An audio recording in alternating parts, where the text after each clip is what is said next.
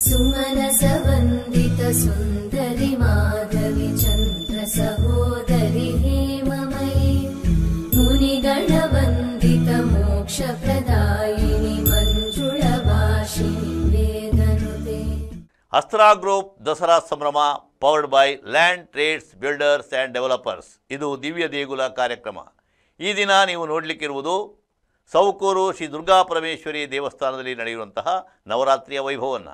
ದೇವಿ ದುರ್ಗಾಂಬಿಕೆ ಅಮ್ಮ ಜಗದಂಬಿಕೆ ಸೌಕೂರಿನ ಮಹತಾಯಿ ದುರ್ಗಾ ಪರಮೇಶ್ವರಿ.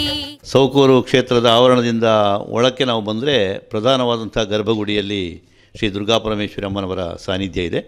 ಅದರ ಬಲಪಾರ್ಶ್ವಕ್ಕೆ ವೀರಭದ್ರ ದೇವರ ಒಂದು ಗುಡಿ ಇದೆ. ಅದರ ಮುಂಭಾಗದಲ್ಲಿ ಒಂದು ಆಡಳಿತ ಕಚೇರಿ ಇದೆ. ಇಲ್ಲಿ ವ್ಯವಸ್ಥಾಪನಾ ಸಮಿತಿಯ ಅಧ್ಯಕ್ಷರ ಒಂದು ಕಚೇರಿ ಮತ್ತು ಒಂದು ಕೌಂಟರ್ನ ವ್ಯವಸ್ಥೆಯನ್ನು ಕೂಡ ಮಾಡಿದ್ದಾರೆ. ನಮ್ಮ ಜೊತೆ ಸೌಕೂರು ಭಂಡಾರ ಮನೆಯ ಪಿ ಕಿಶನ್ ಹೆಗಡೆ ಅವರಿದ್ದಾರೆ. ಅವರು ಎರಡನೇ ಬಾರಿಗೆ ವ್ಯವಸ್ಥಾಪನಾ ಸಮಿತಿಯ ಅಧ್ಯಕ್ಷರಾಗಿ ಇದೀಗ ಇಲ್ಲಿ ನೋಡಿಕೊಳ್ತಾ ಇರುವಂಥದ್ದು.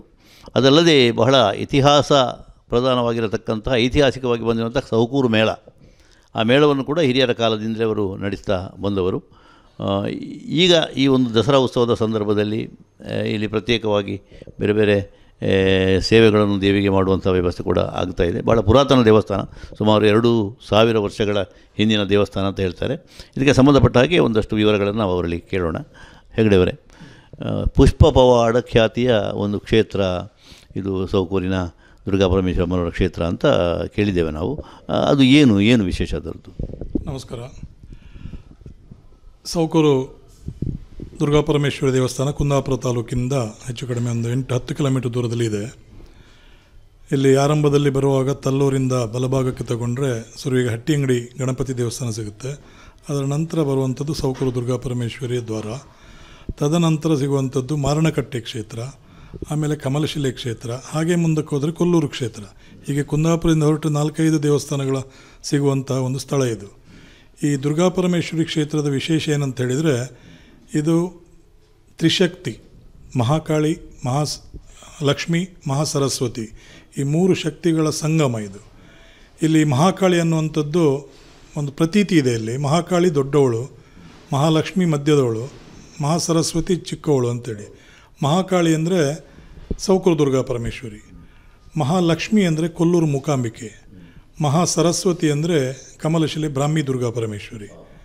ಆ ರೀತಿಯ ತ್ರಿಶಕ್ತಿಯ ಸಂಗಮ ಇಲ್ಲಿದೆ. ಮತ್ತು ನೀವು ಹೇಳಿದಾಗೆ ಬಲಭಾಗದಲ್ಲಿ ವೀರಭದ್ರ ಪ್ರಧಾನ ದೈವ ಇರುವಂಥದ್ದು ಹೆಚ್ಚು ಕಡಿಮೆ ಎಲ್ಲೂ ಇಲ್ಲ ಅಂತಲೇ ಹೇಳ್ಬೋದು. ಅದು ಇಲ್ಲಿನ ವಿಶೇಷ. ಬಲಭಾಗದಲ್ಲಿ ವೀರಭದ್ರ ಗುಡಿ ಇದೆ, ಎಡಭಾಗದಲ್ಲಿ ಹುಲಿದೇವರು ಮತ್ತು ನಮ್ಮ ಕ್ಷೇತ್ರಪಾಲ, ಹಿಂಭಾಗದಲ್ಲಿ ಕೆಳಗಿನ ಇದರಲ್ಲಿ ಮೂಲಸ್ಥಾನದ ದೇವಿ ಆವಿರ್ಭವಿಸಿದ ಜನನ ಆದ ಸ್ಥಳ ಅದು. ಅಂದರೆ ಇತಿಹಾಸದಲ್ಲಿ ಇದೆ. ಅದು ರಕ್ಕಸನನ್ನು ಸಂಹಾರ ಮಾಡಲಿಕ್ಕೆ ಆ ದೇವಿಯಲ್ಲಿ ಈ ಕಾಳಿ ರೂಪದಲ್ಲಿ ಆವಿರ್ಭವ ಆದದ್ದು. ಅದು ಇತ್ತೀಚೆಗೆ ಅದನ್ನು ನಮ್ಮ ಈ ಹಿಂದಿನ ಅಧ್ಯಕ್ಷರಾಗಿದ್ದ ಮಂಜೇಶ್ ಶೆಟ್ಟಿಯವರು ಅದನ್ನು ನವೀಕರಣ ಮಾಡಿ ಭಾಳ ಚೆನ್ನಾಗಿ ಮಾಡಿಸಿದ್ದಾರೆ. ಹಾಗೆ ಇಲ್ಲಿನ ಮತ್ತೊಂದು ವಿಶೇಷ ನೀವು ಕೇಳಿದರೆ ಪುಷ್ಪ ಪವಾಡ ಅಂದರೆ ಏನು ಅಂತೇಳಿ. ಪುಷ್ಪ ಪವಾಡ ಅಂತ ಹೇಳಿದರೆ ದೇವಿಗೆ ಪ್ರೀತಿಯ ಒಂದು ಸೇವೆ ಅಂತ ಹೇಳಿದರೆ ಹರಿವಾಣ ನೈವೇದ್ಯ. ಈ ಹರಿವಾಣ ನೈವೇದ್ಯವನ್ನು ಕೊಡುವುದು ಯಾಕಂದರೆ ಜನರು ನಮ್ಮ ಕೆಲಸ ಆಗಬೇಕನ್ನೋ ಒಂದು ದಿಸೆಯಿಂದ, ಎರಡನೇದು ನಮ್ಮ ಕೆಲಸ ಆದ ನಂತರ ಅಭಿನಂದನೆ ರೀತಿಯಲ್ಲಿ ದೇವರಿಗೆ ಕೃತಜ್ಞತಾ ರೂಪದಲ್ಲಿ ಕೊಡುವಂಥ ಸೇವೆ. ಹೆಚ್ಚಾಗಿ ನಮ್ಮ ಕೆಲಸ ಆಗಬೇಕಂತೇಳಿ ಕೊಡುವಾಗ ಏನೋ ಒಂದು ಎಣಿಸ್ಕೊಂಡಿರ್ತೇವೆ ನಾವು. ಅದು ಮದುವೆಯ ಸಂಬಂಧಪಟ್ಟು ಪ್ರಪೋಸಲ್ ಆಗಿರ್ಬೋದು, ಅಥವಾ ಒಂದು ಅಂಗಡಿ ಮಾಡೋದಾಗಿರ್ಬೋದು, ಒಂದು ಜಾಬಿನ ಬಗ್ಗೆ ಆಗಿರ್ಬೋದು, ಅದನ್ನು ಎಣಿಸ್ಕೊಂಡು ಹರಿವಾಣ ಸೇವೆ ಕೊಟ್ಟಾಗ, ದೇವರಿಗೆ ಮಂಗಳಾರತಿ ಮಾಡುವಾಗ, ಪೂಜೆ ಹರಿವಾಣ ನೈವೇದ್ಯದ ಆರತಿಯನ್ನು ಎತ್ತುವಾಗ ದೇವಿಯ ಮುಡಿಯಿಂದ ಪ್ರಸಾದ ಕೆಳಗಡೆ ಪುಷ್ಪ, ಶೃಂಗಾರ, ಹೂ ಕೆಳಗಡೆ ಬಿದ್ದರೆ, ಬಲಭಾಗದಲ್ಲಿ ಬಿದ್ದರೆ ಶುಭ ಸೂಚನೆ. ಅದು ನೀವು ಎಣಿಸಿದ ಕೆಲಸ ಆಗ್ತದೆ, ಮುಂದೆ ಹೋಗ್ಲಿಕ್ಕೆ ಅಡ್ಡಿಲ್ಲ ಅಂತೇಳಿ ದೇವರು ಸೂಚನೆ ಕೊಟ್ಟ ಹಾಗೆ. ಅದನ್ನು ಭಕ್ತ ಪ್ರೀತಿಯಿಂದ ಅದನ್ನು ಮುಂದುವರಿಸ್ಕೊಂಡು ಹೋಗ್ತಾನೆ. ಒಂದು ವೇಳೆ ಪ್ರಸಾದ ಆಗದೇ ಇದ್ದರೆ ಆ ಕೆಲಸಕ್ಕೆ ಮತ್ತೆ ಕೈ ಹಾಕೋದಿಲ್ಲ. ತನ್ನಿಂದ ಏನಾದರೂ ತಪ್ಪಾಗಿದ್ದರೆ ಅಥವಾ ಅವನ ಹಿಂದಿನ ಹರಕೆಗಳೇನಾದರೂ ಬಾಕಿ ಇದ್ದರೆ ಅದನ್ನು ಸಂದಾಯ ಮಾಡಿ ಪುನಃ ಇನ್ನೊಂದು ಸಲ ಪ್ರಯತ್ನ ಮಾಡೋದಿರ್ತದೆ. ಹಾಗಾಗಿ ಈ ಕ್ಷೇತ್ರಕ್ಕೆ ಪುಷ್ಪ ಪವಾಡ ಅಂತಲೇ ಖ್ಯಾತಿ ಇದೆ.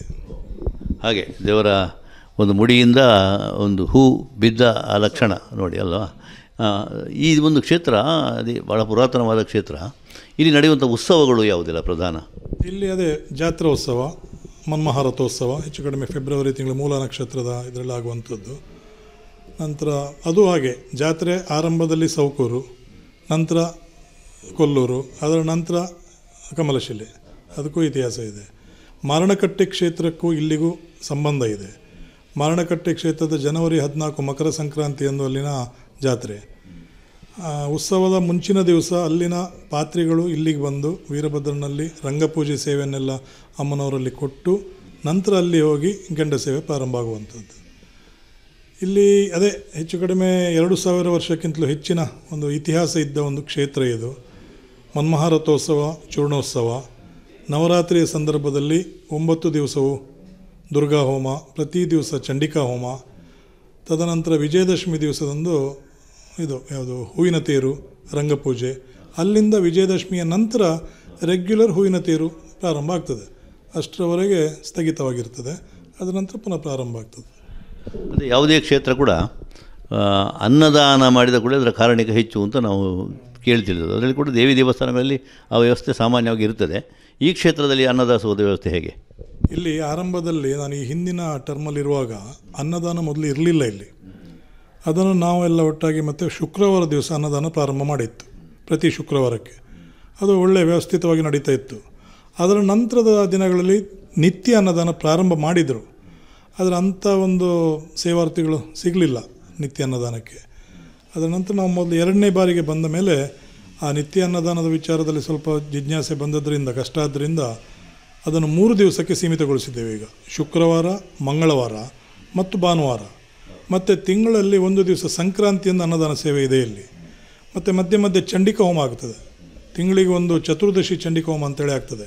ಅಮಾವಾಸ್ಯೆ ಮುನ್ನ ದಿನ ಚತುರ್ದಶಿಯಂದು ರೆಗ್ಯುಲರ್ ಆಗಿ ಒಂದು ಚಂಡಿಕಾ ಹೋಮ ಸೇವೆ ಇದೆ. ಆ ದಿವಸವೂ ಅನ್ನದಾನ ಇರ್ತದೆ. ಹಾಗೆ ತಿಂಗಳಲ್ಲಿ ಸಂಕ್ರಾಂತಿಗೊಂದು, ಚಂಡಿಕಾ ಹೋಮಕ್ಕೊಂದು, ಮಧ್ಯೆ ಮಧ್ಯೆ ಹರಕೆ ಚಂಡಿಕಾ ಹೋಮಕ್ಕೆ, ಮತ್ತು ವಾರದ 3 ದಿವಸಗಳಲ್ಲಿ ಅನ್ನದಾನ ಸೇವೆ ಇದೆ. ಇನ್ನೊಂದು ಬಹುಶಃ ಸೌಕೂರು ಕ್ಷೇತ್ರದಲ್ಲಿ ಬೆಳಕಿನ ಸೇವೆ ಬಹಳ ವಿಶೇಷವಾದ್ದು. ಯಕ್ಷಗಾನ ಬಯಲಾಟ, ವಿಶೇಷವಾಗಿ ಬಡಗ್ದಿಟ್ಟಿನ ಒಂದು ಮೇಳವನ್ನು ಈ ಕ್ಷೇತ್ರಕ್ಕೆ ಸಂಬಂಧಪಟ್ಟ ಹಾಗೆ ನಿಮ್ಮ 5 ಮೇಳಗಳ ಜೊತೆಯಲ್ಲಿ ಅದನ್ನು ಕೂಡ ನಡೆಸಿಕೊಂಡು ನೀವು ಬರ್ತಾ ಇರುವಂಥದ್ದು. ಈ ಒಂದು ಬೆಳಕಿನ ಸೇವೆ ಇಲ್ಲಿ ಹೇಗೆ ನಡೀತಾ ಉಂಟು? ಬೆಳಕಿನ ಸೇವೆಗೆ ಬಹಳ ಇತಿಹಾಸ ಇದೆ. ಇಲ್ಲಿ ಪ್ರತಿಯೊಂದು ಒಳ್ಳೆಯ ಕೆಲಸ ಆಗೋದಿದ್ದರೂ ಅಮ್ಮನವರಲ್ಲಿ ಹರಿವಣ್ಣ ನೈವೇದ್ಯದ ಸೇವೆ ಹೇಳಿದ್ನಲ್ಲ, ಅದೇ ರೀತಿ ನನ್ನ ಕೆಲಸ ಆದರೆ ನಾನೊಂದು ಬೆಳಕಿನ ಸೇವೆ ಕೊಡ್ತೇನೆ ಅಂಥೇಳಿ ಹಿರಿಯರಿಂದ ಆದಿಯಾಗಿ ಈಗಿನ ಜನ್ರೇಷನವರು ಸಮೇತ ಆ ಯಕ್ಷಗಾನವನ್ನು ಮಾಡಿಸ್ತಾ ಇದ್ದಾರೆ. ಭಾಳ ಚೆನ್ನಾಗಿ ನಡೀತಾ ಇದೆ. ಅದಕ್ಕೆ ಊರ ಪರ ಊರ ಎಲ್ಲ ಸಂಬಂಧಪಟ್ಟವರು ತುಂಬ ಸಹಕಾರವೂ ಇದೆ. ಇಲ್ಲೊಂದು ವಿಶೇಷ ಏನಂತೇಳಿದರೆ, ಎಲ್ಲ ಕಡೆ ನಮ್ಮ ಯಕ್ಷಗಾನ ಮೇಳಕ್ಕೆ ನಮ್ಮ ಹಿಂದೂಗಳು ಮಾತ್ರ ಸಪೋರ್ಟ್ ಮಾಡುವಂಥದ್ದು ಇರ್ತದೆ. ಇಲ್ಲಿ ಒಂದು ವಿಶೇಷ ಇದೆ. ಇಲ್ಲಿ ಮುಸಲ್ಮಾನರು ಸಮೇತ ನಮ್ಮ ಯಕ್ಷಗಾನಕ್ಕೆ ಸಪೋರ್ಟ್ ಮಾಡ್ತಾರೆ. ಇಲ್ಲಿ ಉದಾಹರಣೆಗೆ ಜೋಡಾಟ ಎಲ್ಲ ಆಗ್ತಿತ್ತು ಮೊದಲು.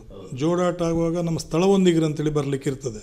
ಆ ಸ್ಥಳವೊಂದಿಗರಲ್ಲಿ ಹಿಂದೂಗಳೊಂದು 70-75% ಇದ್ದರು, ಒಂದು 20-25% ಮುಸ್ಲಿಮ್ ಸಮೇತ ಬರ್ತಾಯಿದ್ರು, ಅಂದರೆ ಸಪೋರ್ಟ್ ಮಾಡಲಿಕ್ಕೆ ಮೇಳಕ್ಕೆ. ಇವತ್ತಿಗೂ ಉತ್ಸವದ ಟೈಮಲ್ಲಿ, ಮನ್ಮಹಾರಥೋತ್ಸವದ ಟೈಮಲ್ಲಿ ಎಲ್ಲ ಮುಸಲ್ಮಾನ ಬಾಂಧವರು ಬಂದು ಪಾರ್ಟಿಸಿಪೇಟ್ ಮಾಡ್ತಾರೆ. ಅಂದರೆ ಇಲ್ಲಿ ಐಕ್ಯತೆ ಇದೆ ಅಂತ ಹೇಳೋದು ನಾನು. ಹಿಂದೂ ಮುಸ್ಲಿಂ ಐಕ್ಯತೆ ಇಲ್ಲಿ ಇದೆ. ಮತ್ತು ಅಮ್ಮನವರ ಈ ಮೂಲಸ್ಥಾನದ ಬಗ್ಗೆ ಹೇಳಿದೆ ನಾನು. ಮೂಲಸ್ಥಾನಕ್ಕೂ ಬಹಳ ವಿಶೇಷ ಇದೆ. ಅಲ್ಲಿ ಯೋನಿ ಆಕಾರದ ಆ ಸ್ಥಳ ಅದು. ಈ ಯೋನಿ ಆಕಾರದ ಮೂಲಸ್ಥಾನ ಇರುವುದು ಒಂದು ಇದರಲ್ಲಿ, ಇಲ್ಲಿ ಮಹಾರಾಷ್ಟ್ರದಲ್ಲಿ ಒಂದು ಕಡೆ ಇದೆ ಬಿಟ್ಟರೆ, ಮತ್ತು ಎರಡನೇ ಇರುವಂಥದ್ದೇ ಸೌಕೂರಲ್ಲಿ, ಬೇರೆ ಎಲ್ಲೂ ಇದೆ. ವೈಷ್ಣೋದೇವಿಯಲ್ಲಿ ಒಂದು ಇದೆ ಬಿಟ್ಟರೆ ಮತ್ತು ಎಲ್ಲೂ ಇದನ್ನು ನೀವು ನೋಡಿದರೆ ಗೊತ್ತಾಗ್ಬೋದು, ಅದು ಇಲ್ಲಿ ಮಾತ್ರ ವಿಶೇಷ ಅದು. ಈಗ ನಾವು ಕ್ರಮೇಣ ಆ ಸ್ಥಳ ಒಬ್ಬರು ಮುನಿಗಳು, ಸೌಖ್ಯ ಮುನಿಗಳಂತೇಳಿ ಅವರು ತಪಸ್ಸನ್ನು ಆಚರಿಸಿದ ಸ್ಥಳ ಅಂತೇಳಿ ಒಂದು ಪ್ರತೀತಿ ಇದೆ.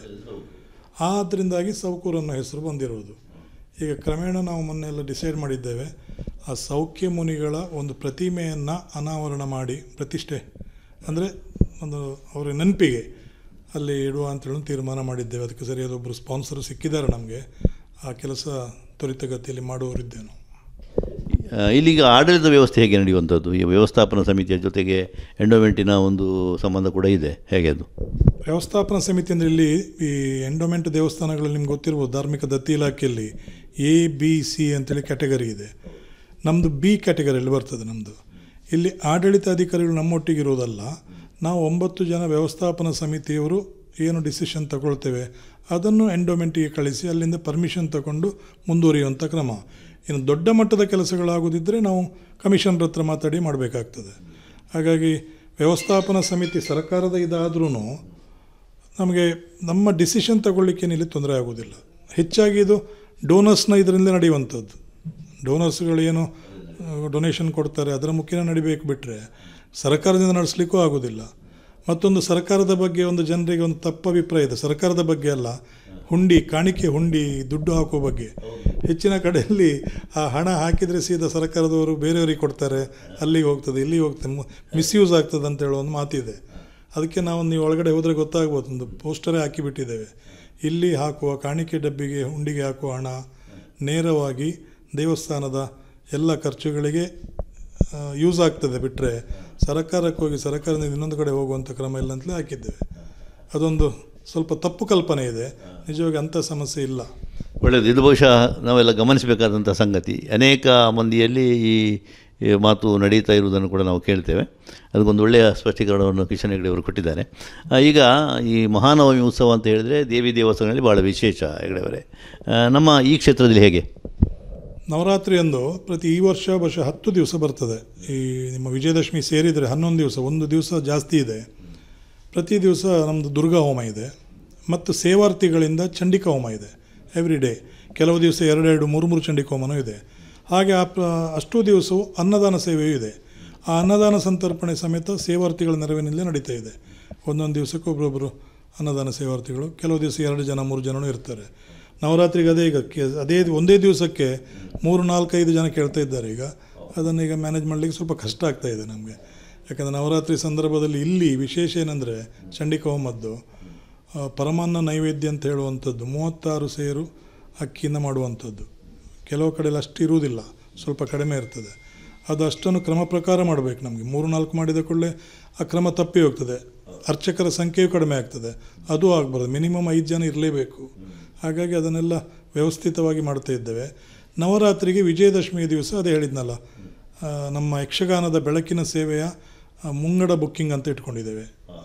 ಅದನ್ನು ಮುಂದಿನ ತಿರುಗಾಟಕ್ಕೆ ಈಗಲೇ ಬಂದು ವಿಜಯದಶಮಿ ದಿವಸ ಬುಕ್ಕಿಂಗ್ ಮಾಡ್ತಾರೆ ಜನರು. ಮತ್ತು ರಾತ್ರಿಗೆ ಇದು ಪುಷ್ಪರಥೋತ್ಸವ, ದೇವರಿಗೆ ರಂಗಪೂಜೆ, ಇಷ್ಟು ವಿಶೇಷ ಇಲ್ಲಿತ್ತು. ಈಗ ಯಕ್ಷಗಾನದ ಬಗ್ಗೆ ಹೇಳಿದರೆ, ನೀವೀಗ 5 ಮೇಳಗಳನ್ನು ನಡೆಸ್ತಾ ಇದ್ದೀರಿ. ಇದೊಂದು ಹರಿಕೆಯ ಮೇಳ. ಒಟ್ಟು ಈ ಉಳಿದ ಮೇಳಗಳ ಜೊತೆಯಲ್ಲಿ ಇದನ್ನು ನೀವು ಹೇಗೆ ಹೊಂದಿಸಿಕೊಂಡು ಹೋಗ್ತಾ ಇದ್ದೀರಿ?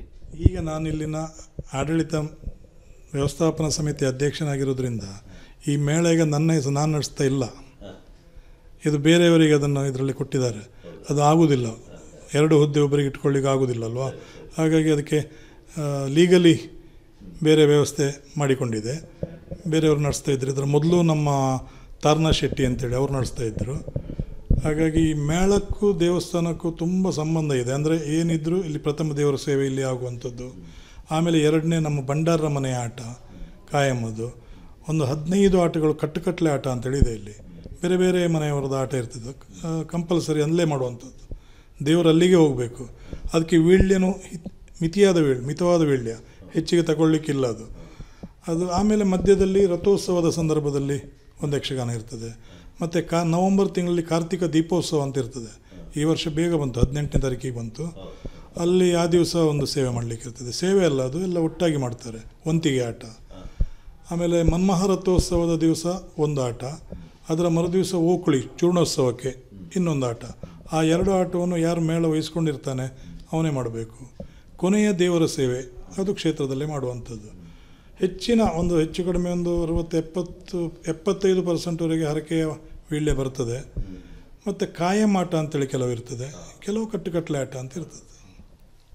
ಈಗ ನಾವು ಮೇಳದ ವಿಷಯದ ಬಗ್ಗೆ ಮಾತಾಡುವಾಗ ಬಹುಶಃ ಈಗಿನ ಒಂದು ವಾತಾವರಣದಲ್ಲಿ ಕಾಲಮಿತಿಯ ಪ್ರದರ್ಶನಗಳು ಎಲ್ಲ ಕಡೆ ನಡೆಯುವಂಥದ್ದು, ಮತ್ತು ಅದರಲ್ಲಿ ಕೂಡ ಈ ವರ್ಷ ಈಗ ಧ್ವನಿವರ್ಧಕದ ಒಂದು ಸಮಸ್ಯೆ ಬಂದಿದೆ. ಇದನ್ನೆಲ್ಲ ಒಂದು ಗಮನಿಸಿಕೊಂಡು ನಿಮ್ಮ ಮೇಳ ಯಾವ ರೀತಿಯಲ್ಲಿ ಸಾಗ್ತಾ ಇದೆ? ಮೊನ್ನೆ ನಾವು ಈ ಬಗ್ಗೆ, ಈ ಧ್ವನಿವರ್ಧಕದ ಸಮಯ ಮಿತಿ ಬಗ್ಗೆ ಎಲ್ಲ ಈಗ ಜಿಜ್ಞಾಸೆ ಬಂದಾಗ ಎಲ್ಲ ಒಟ್ಟಾಯಿತು. ನಾವು ಬಡಗುತಿಟ್ಟಿನ ಎಲ್ಲ ಯಕ್ಷಗಾನ ಮೇಳಗಳ ಯಜಮಾನರುಗಳು, ದೇವಸ್ಥಾನದ ಧರ್ಮದರ್ಶಿಗಳು, ಅದರ ನಂತರ ಬೇರೆ ವಿಭಾಗದವರು ನಮ್ಮೊಂದಿಗೆ ಇದ್ದರು, ಸೌಂಡ್ ಸಿಸ್ಟಮ್ನವರು ಇದ್ದರು, ನಮ್ಮ ಯಾವುದು ಭೂತ ದೈವ ನರ್ತಕರು ಇದ್ದರು, ನಾಟಕ ರಂಗದವರು ಇದ್ದರು. ಈ ಯಕ್ಷಗಾನಕ್ಕೆ ಸಂಬಂಧಪಟ್ಟು ನಾವು ಒಂದು ಏನು ಮಾಡಿತ್ತಂದರೆ ಮೊನ್ನೆ ಸುಪ್ರೀಂ ಕೋರ್ಟ್ ಆರ್ಡ್ರಲ್ಲಿ ಏನಿದೆ ಅಂತ ಹೇಳಿದರೆ ರಾತ್ರಿ 10 ಗಂಟೆವರೆಗೆ ಮಾತ್ರ ಸೌಂಡ್ ಸಿಸ್ಟಮನ್ನು ಬಳಸಬೇಕು, ಅದರ ನಂತರ ಬಳಸಲಿಕ್ಕಿಲ್ಲ ಅಂತೇಳಿ ಸುಪ್ರೀಂ ಕೋರ್ಟ್ ಆರ್ಡ್ರೇ ಇದೆ. ಅದರ ನಂತರ ಈ ಕೊರೋನಾ ಟೈಮಲ್ಲಿ ಸಾಯಂಕಾಲ ಶುರು ಮಾಡಿ 10 ಗಂಟೆ ಒಳಗೆ ಮುಗಿಸ್ತಾ ಇದ್ದರು, ಸರಿಯಾಗಿತ್ತದು. ಅದರ ನಂತರ ಏನಾಯಿತು, ಈ ಜನ ಸೇವಾರ್ಥಿಗಳು ಯಕ್ಷಗಾನ ಅಂತ ಹೇಳಿದರೆ ಬೆಳಕಿನ ಸೇವೆ, ಸೂರ್ಯಾಸ್ತ ಆಗದೆ ಸನ್ಸೆಟ್ ಆಗದೆ ನೀವು ಏನು ಬೆಳಕಿನ ಸೇವೆ ಮಾಡ್ತೀರಿ, ನಮಗೆ ಇಡೀ ರಾತ್ರಿ ಆಗಲೇಬೇಕು ಅಂತೇಳಿ ಒಂದು ಬಂದದ್ರಿಂದ ನಾವು ಯಾರು ಸೇವಾರ್ಥಿಗಳು ಇಡೀ ರಾತ್ರಿ ಬೇಕಂತ ಹೇಳಿದ್ರೆ ಬೆಳಗುವರೆಗೆ ಮಾಡ್ತಿತ್ತು. ಬೇಡ ನಮಗೆ ಕಾಲಮಿತಿ ಮಾಡಿ ಅಂತೇಳಿದ್ರೆ ಕಾಲಮಿತಿಯೂ ಮಾಡ್ತಾಯಿತ್ತು ನಾವು. ಈಗ ಮೊನ್ನೆ ಈ ರೀತಿಯೆಲ್ಲ ಒಂದು ಸ್ವಲ್ಪ ಸಮಸ್ಯೆ ಆದದ್ರಿಂದ ಈ ಮೊನ್ನೆ ಮಂಗಳೂರಲ್ಲೆಲ್ಲ ನಿಮ್ಗೆ ಗೊತ್ತಿರ್ಬೋದು, ಕೆಲವು ಕಡೆ ಕಾರ್ಯಕ್ರಮವನ್ನು ನಿಲ್ಲಿಸಿಬಿಟ್ರು, ಕೆಲವು ಕಡೆ ಇಂತಿಷ್ಟು ಡೆಸಿಮಲ್ ಪಾಯಿಂಟಿಗಿಂತ ಜಾಸ್ತಿ ಮೈಕ್ ಯೂಸ್ ಮಾಡಲಿಕ್ಕಿಲ್ಲ ಅಂತ ಹೇಳಿದರು. ಆದ್ದರಿಂದ ನಾವೆಲ್ಲ ಒಟ್ಟಾಗಿ ಒಂದೇ ಟೈಮಿಂಗನ್ನು ಫಿಕ್ಸ್ ಮಾಡ್ಕೊಳ್ಳುವ. ನಾನೊಂದು ಟೈಮಿಂಗ್ ಮಾಡೋದು, ಇನ್ನೊಬ್ಬ ಒಂದು ಟೈಮಿಂಗ್ ಮಾಡೋದು ಬೇಡ ಅಂಥೇಳಿ ರಾತ್ರಿ 7:30 ಗಂಟೆಗೆ ಗಣಪತಿ ಪೂಜೆ ಮಾಡಿ ಪ್ರಾರಂಭ ಮಾಡಿ 1 ಗಂಟೆವರೆಗೆ ಕ್ಷೇತ್ರ ಮಹಾತ್ಮೆ ಮತ್ತು ದೇವಿ ಮಹಾತ್ಮೆ ಆದರೆ 1:30 ಗಂಟೆವರೆಗೆ 1:30 ಗಂಟೆಗೆ ಮುಗಿಸೋದು ಅಂಥೇಳಿ ಒಂದು ತೀರ್ಮಾನ ಮಾಡಿದ್ದೇವೆ. ಈಗ ಅದನ್ನು ಈಗ ನಾಡ್ದು ಸೋಮವಾರ ನಾವು DC ಹತ್ರ, ಉಸ್ತುವಾರಿಯವರ ಹತ್ರ ಮತ್ತು ಸಂಬಂಧಪಟ್ಟ ಯಾರಿಗೆಲ್ಲ ಅದರ ಇದು ಕೊಡಬೇಕು, ಮನವಿ ಕೊಡಬೇಕು SPಗೆ, ಅದನ್ನು ಕೊಡುವ ಅಂತೇಳಿ ನಿರ್ಧಾರ ಮಾಡಿದ್ದೇವೆ. ಹಾಗಾಗಿ ಇನ್ನು ಮುಂದೆ ಕ್ಷೇತ್ರದ ಮೇಳಗಳು ಅದು ಮಂದರ್ತಿ, ಮಾರಣಕಟ್ಟೆ, ಸೌಕೂರು, ಮಡಮಕ್ಕಿ, ಹಿರಿಯಡಕ, ಹಾಜ್ರಿ ಎಷ್ಟೆಲ್ಲ ಇದೆ, ಗೋಳಿಗರಡಿ, ನೀಲಾವರ, ಅಷ್ಟು ಮೇಳದವರು ಮೊನ್ನೆ ಒಟ್ಟಾಗಿತ್ತು ನಾವು. ಅದರ ಒಟ್ಟಿಗೊಂದು ಸಂತಸದ ವಿಷಯ ಅಂತ ಹೇಳಿದರೆ ಧರ್ಮಸ್ಥಳದ ಧರ್ಮಾಧಿಕಾರಿಗಳ ಪರವಾಗಿ ಅವರ ಸಹೋದರ ಹರ್ಷೇಂದ್ರ ಕುಮಾರರು ನಮ್ಮ ಮೀಟಿಂಗ್ ಆಗ್ತಾ ಇದ್ದಾಗೆ ಅವ್ರು ನಂಗೆ ಫೋನ್ ಮಾಡಿದರು. ನಿಮ್ಮದೇನೋ ಮೀಟಿಂಗ್ ಆಗ್ತಾಯಿದೆ, ಏನು ಕತೆ, ನಮ್ಮವ್ರನ್ನ ಕಳಿಸ್ತಿದ್ನಲ್ವ ಪ್ರತಿನಿಧಿ ಅಂತ ಹೇಳಿದರು. ನಾನು ಹೇಳಿದೆ ನಾವು ಖಾಲಿ ಬಡಗುತಿಟ್ಟಿನವರೇ ಮಾಡ್ತಾ ಇದ್ದೇವೆ, ತೆಂಕುತಿಟ್ಟು ನಾವು ಬೇಡ. ಅಲ್ಲ ಮಾರೆ, ಬಡಗಿನ ಏರಿಯಾದಲ್ಲಿ ನಮ್ಮ ಮೇಳ ಆಗೋದೇ ಜಾಸ್ತಿ, ನೀವ್ಯಾಕೆ ನಮ್ಮನ್ನು ಬಿಟ್ರಿ ಅಂತ ಹೇಳಿದರು. ನಂತರ ಅವ್ರು ತೊಂದರೆ ಇಲ್ಲ, ನಿಮ್ಮ ಪ್ರತಿನಿಧಿಯಾಗಿ ನಾನೇ ಇದ್ದೇನೆ, ನಾವು ಹೀಗೆ ಮಾಡ್ತಾ ಇದ್ದೇವೆ, ಅದಕ್ಕೆ ನಿಮ್ಮ ಒಪ್ಪಿಗೆ ಉಂಟಾ ಕೇಳಿದೆ. ಅವ್ರದ್ದು ಹೇಗಿತ್ತು ಅಂತೇಳಿದೆ, ಅವ್ರದ್ದು ಮತ್ತು ಮಂದರ್ತಿಯವ್ರದ್ದು ಸಂಜೆ 7ರಿಂದ ರಾತ್ರಿ 12:30 ತನಕ ಇತ್ತು. ಈಗ ಅದು 7:30ಯಿಂದ 1:30 ಕೂಡಲೇ ಒಪ್ಪಿಗೆ ಕೊಟ್ಟರು ಅವರು. ಅವರಲ್ಲೇ ನಾನು ಸ್ಪೀಕರ್ ಆನ್ ಮಾಡಿದೆ, ಸ್ಪೀಕರ್ ಇದರಲ್ಲೇ ಮೊಬೈಲಲ್ಲೇ ಹೇಳಿದರು, ನಿಮ್ಮ ಏನು ನಿರ್ಧಾರ ತೆಗೆದುಕೊಳ್ತಾ ಇದ್ದೀರಿ 7:30ರಿಂದ 1:30 ತನಕ, ಅದಕ್ಕೆ ನಾನು ಸಂಪೂರ್ಣ ಬದ್ಧನಾಗಿದ್ದೇನೆ, ನನ್ನ ಸಂಪೂರ್ಣ ಒಪ್ಪಿಗೆ ಇದೆ ಅಂತ ಹೇಳಿದರು. ಹಾಗಾಗಿ ಅದು ನಮ್ಮೊಂದಿಗೆ ಸೇರಿದೆ ಈಗ ಧರ್ಮಸ್ಥಳ ಮೇಳನು. ಇನ್ನು ಉಳಿದಿರೋದು ನಿಮ್ಮ ತೆಂಕಿನ ಕಟೀಲು ಮೇಳ, ಪಾವಂಜೆ ಮೇಳ, ಇವರೆಲ್ಲ ನಿನ್ನೆ ಪಟ್ಲದವರು ಸತೀಶ್ ಶೆಟ್ಟಿಯವರು ಸಿಕ್ಕಿದರು, ಅವರಿಗೂ ಸೂಚನೆ ಕೊಟ್ಟಿದ್ದೇನೆ. ಇನ್ನು ಹಸ್ರಣರ ಬಂಧುಗಳ ಹತ್ರ ಮಾತಾಡಬೇಕು, ಅವರೆಲ್ಲ ಒಪ್ಪಿದರೆ ತೆಂಕು ಬಡಗಿನ ಎಲ್ಲ ಮೇಳಗಳ ಟೈಮಿಂಗ್ ಒಂದು ಫಿಕ್ಸ್ ಆಗ್ತದೆ, ಒಂದೇ ಲೆಕ್ಕ ಆದರೆ ಒಳ್ಳೆಯದು ಅಂತೇಳಿ. ಸರಿ, ಮೊನ್ನೆ ಮಂಗಳೂರಿನಲ್ಲಿ ಕೂಡ ಜನಾಗ್ರಹ ಒಂದು ಸಭೆ ಅಂತೆಲ್ಲ ಆಯಿತು, ಅದರಲ್ಲಿ ಕೂಡ ಇದೇ ನಿರ್ಣಯ. ಈಗ ನೀವೆಲ್ಲ ನಿರ್ಣಯಕ್ಕೆ ಬಂದದನ್ನು ಸರ್ಕಾರ ನಿಜವಾಗಿ ಒಪ್ಪುತ್ತದೆ ಅಂತ ನಾವೆಲ್ಲ ಭಾವಿಸೋಣ. ಈಗ ಕೊನೆಯದಾಗಿ, ಈಗ ನವರಾತ್ರಿಯ ಉತ್ಸವ ಮತ್ತೊಂದು ಪ್ರಾಚೀನವಾದ ದೇವಸ್ಥಾನ, ಈಗ ಪ್ರತಿ ದಿವಸ ಕೂಡ ಇಲ್ಲಿ ಭಕ್ತರು ಬರ್ತಾರೆ. ಬರುವಂಥ ಭಕ್ತರಿಗೆ ಏನು ಹೇಳಲಿಕ್ಕೆ ಬಯಸ್ತೀರಿ? ದೇವಸ್ಥಾನಕ್ಕೆ ಬರುವಾಗ ನಾನು ಯಾವಾಗಲೂ ಹೇಳೋದುಂಟು, ಮೇಲಿದ್ದದನ್ನು ಮತ್ತು ಕೆಳಗಿದ್ದದನ್ನು ತೆಗೆದಿಟ್ಟು ಬಾ ಒಳಗೆ ಅಂತ ಹೇಳೋದು. ಕೆಳಗಿದ್ದದ್ದು ಪಾದರಕ್ಷೆ, ತಲೆಯ ಮೇಲಿರುವಂಥದ್ದು ತಲೆಯಲ್ಲಿ ಅಡರಿದ ಅಹಂಕಾರ.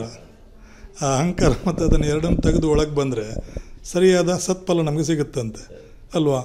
ಅದರಲ್ಲಿ ಯಾವುದಾದ್ರೂ ಒಂದು ಪಾದರಕ್ಷೆ ಹಾಕೊಂಡ್ಬಂದರೆ ಇಲ್ಲಿದ್ದವ್ರು ಹೊರಗೆ ಕಳಿಸ್ತಾರೆ, ಆದರೆ ತಲೆಗಡರಿದ ಅಹಂಕಾರ ಅವನಿಗೆ ಗೊತ್ತಿರೋದಿಲ್ಲ, ಅಲ್ಲಿ ಅಮ್ಮನಿಗೆ ಗೊತ್ತಾಗೋದು. ಆ ನೆಗೆಟಿವ್ ಅವನಿಗೆ ಬರಬಾರ್ದು, ಪಾಸಿಟಿವ್ ಆಗಿ ಅವನಿಗೆ ಏನಾದರೂ ಫಲ ಸಿಗಬೇಕಲ್ವ.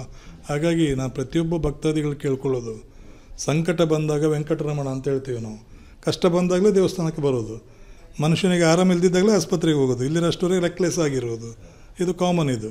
ಆದರೂ ದೇವಸ್ಥಾನಕ್ಕೆ ಬರುವಾಗ ದೇವಸ್ಥಾನದ ಏನು ವಸ್ತ್ರ ಸಂಹಿತೆ ಇದೆ, ಈಗ ಚಡ್ಡಿ ಹಾಕ್ಕೊಂಡು ಸ್ಲೀವ್ಲೆಸ್ ಹಾಕ್ಕೊಂಡು ಹೆಣ್ಣುಮಕ್ಕಳು ಜೀನ್ಸ್ ಹಾಕ್ಕೊಂಡು ಬರೋದು ಅಂಥದಕ್ಕೆಲ್ಲ ಈಗ ರಿಸ್ಟ್ರಿಕ್ಷನ್ ಆಗಿದೆ. ಇಲ್ಲಿ ಹೆಚ್ಚಾಗಿ ಬರೋದಿಲ್ಲ ಆ ಥರ ಯಾರು. ಮೊನ್ನೆ ಒಬ್ಬರು ಯಾರ ಪಾಪ ಗೊತ್ತಿಲ್ಲದೆ ಬಂದವರು ವಾಪಸ್ ಹೋಗಿ ಹೊರಗಡೆ ಹೋಗಿ ಮತ್ತು ಅವ್ರಿಗೆ ನಾನೇ ಒಂದು ಶಾಲ್ ಕೊಟ್ಟುಬಿಟ್ಟೆ, ಆ ಪ್ಯಾಂಟ್ನ ಮೇಲೆ ಶಾಲ್ ಹಾಕ್ಕೊಂಡು ಬಂದರು ಅವರು. ಹಾಗೆ ಒಬ್ಬೇ ಮಾಡ್ತಾರೆ. ಹಾಗಾಗಿ ಅಂಥದ್ದೇನು ಸಮಸ್ಯೆ ನಮಗೆ ಆಗ್ತಾ ಇಲ್ಲ. ಭಕ್ತಾದಿಗಳಲ್ಲಿ ಕೇಳ್ಕೊಳ್ಳೋದು ಇಷ್ಟೇ, ಎಲ್ಲ ಬಂದಾಗ ಆದಷ್ಟು ಶುದ್ಧಾಚಾರದಲ್ಲಿರಿ. ಈ ಅಮೆ ಸೂತಕದವರು ದಯವಿಟ್ಟು ಬರಬೇಡಿ ಒಳಗಡೆ. ಏನಾದರೂ ನಿಮ್ಮಲ್ಲಿ ದುಶ್ಚಟಗಳಿದ್ದರೆ ಅದನ್ನು ಹೊರಗಡೆ ಬಿಟ್ಟು ದುಶ್ಚಟ ಇದ್ದರೆ ಒಳಗೆ ಬರುವುದೇ ಬೇಡ, ನೀವು ಸರಿ ಇದ್ದಾಗ ಶುದ್ಧಾಚಾರದಲ್ಲಿದ್ದರೆ ಮಾತ್ರ ಬನ್ನಿ ಅಂತೇಳಿ ಒಂದು ರಿಕ್ವೆಸ್ಟ್ ಮಾಡ್ತಾ ಇದ್ದೇವೆ ನಾವು.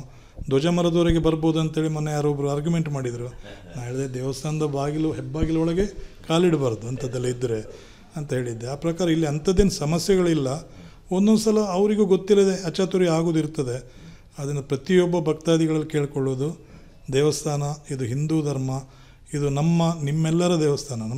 ನಾವು ಅಧಿಕಾರಿ ವರ್ಗದಲ್ಲಿ ಆಡಳಿತ ವರ್ಗದಲ್ಲಿ ಕೂತುಕೊಳ್ಳೆ ನಮ್ಮದು ಮ್ಯಾನೇಜ್ಮೆಂಟ್ ಅಂತೇಳಿ ನಾವೆಂತ ಹೇಳಲಿಕ್ಕಿರೋದಿಲ್ಲ. ಅಲ್ಲಿ ಎಲ್ಲರಿಗೂ ಗೊತ್ತಿದ್ದದ್ದೇ. ಹಾಗಾಗಿ ನಮ್ಮ ಒಂದು ಧರ್ಮದ ಈ ದೇವಿ ದೇವಸ್ಥಾನವನ್ನು ಮುಂದಿನ ದಿವಸಗಳಲ್ಲಿ ಜೀರ್ಣೋದ್ಧಾರ ಆಗಲಿಕ್ಕೂ ಬಾಕಿ ಉಂಟು. ಆ ಸಂದರ್ಭದಲ್ಲಿ ಎಲ್ಲ ಒಟ್ಟಾಗಿ ನೀವೆಲ್ಲ ಒಟ್ಟಾಗಿ ನಮ್ಮ ದುರ್ಗಾ ಪರಮೇಶ್ವರಿ ದೇವಸ್ಥಾನ ಸೌಕೂರು ಜಗದ್ವಿಖ್ಯಾತ ಆಗುವ ಹಾಗೆ ಸಪೋರ್ಟ್ ಮಾಡಿ ಅಂತೇಳಿ ಎಲ್ಲರಲ್ಲಿ ಕೈ ಮುಗಿದು ಕೇಳ್ಕೊಳ್ತೇನೆ. ಭಾಳ ಸಂತೋಷ. ವೀಕ್ಷಕರೇ, ಇದು ಕಿಶನ್ ಹೆಗ್ಡೆ ಅವರ ಮಾತುಗಳು.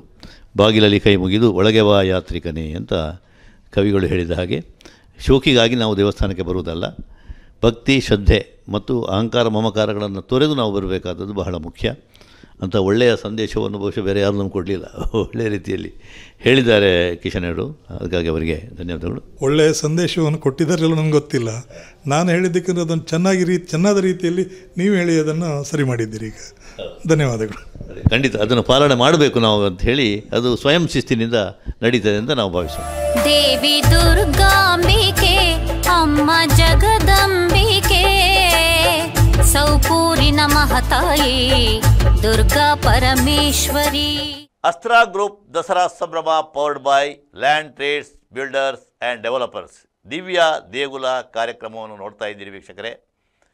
ಸೌಕೂರು ಶ್ರೀ ದುರ್ಗಾ ಪರಮೇಶ್ವರಿ ದೇವಸ್ಥಾನದ ನವರಾತ್ರಿಯ ವೈಭವ ನಡೀತಾ ಇದೆ.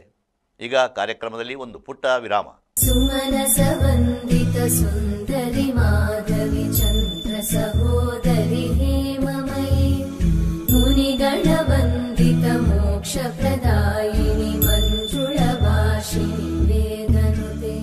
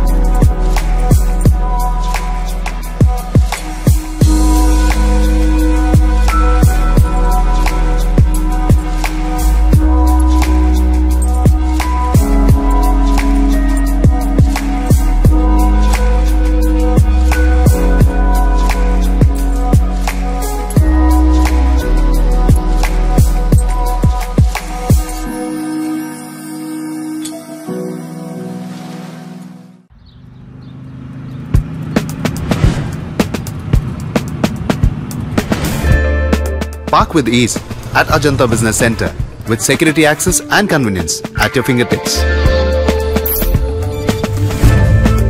Step into a welcoming lobby where a warm smile greets you and your clients.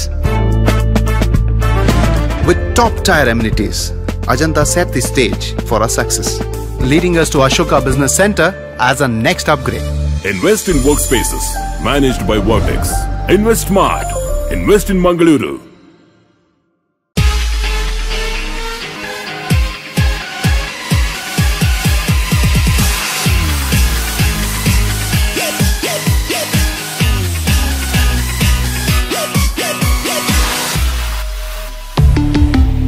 Volkswagen. Volkswagen Mangalore, Airport Road, Yeyadi, Mangalore. Volkswagen.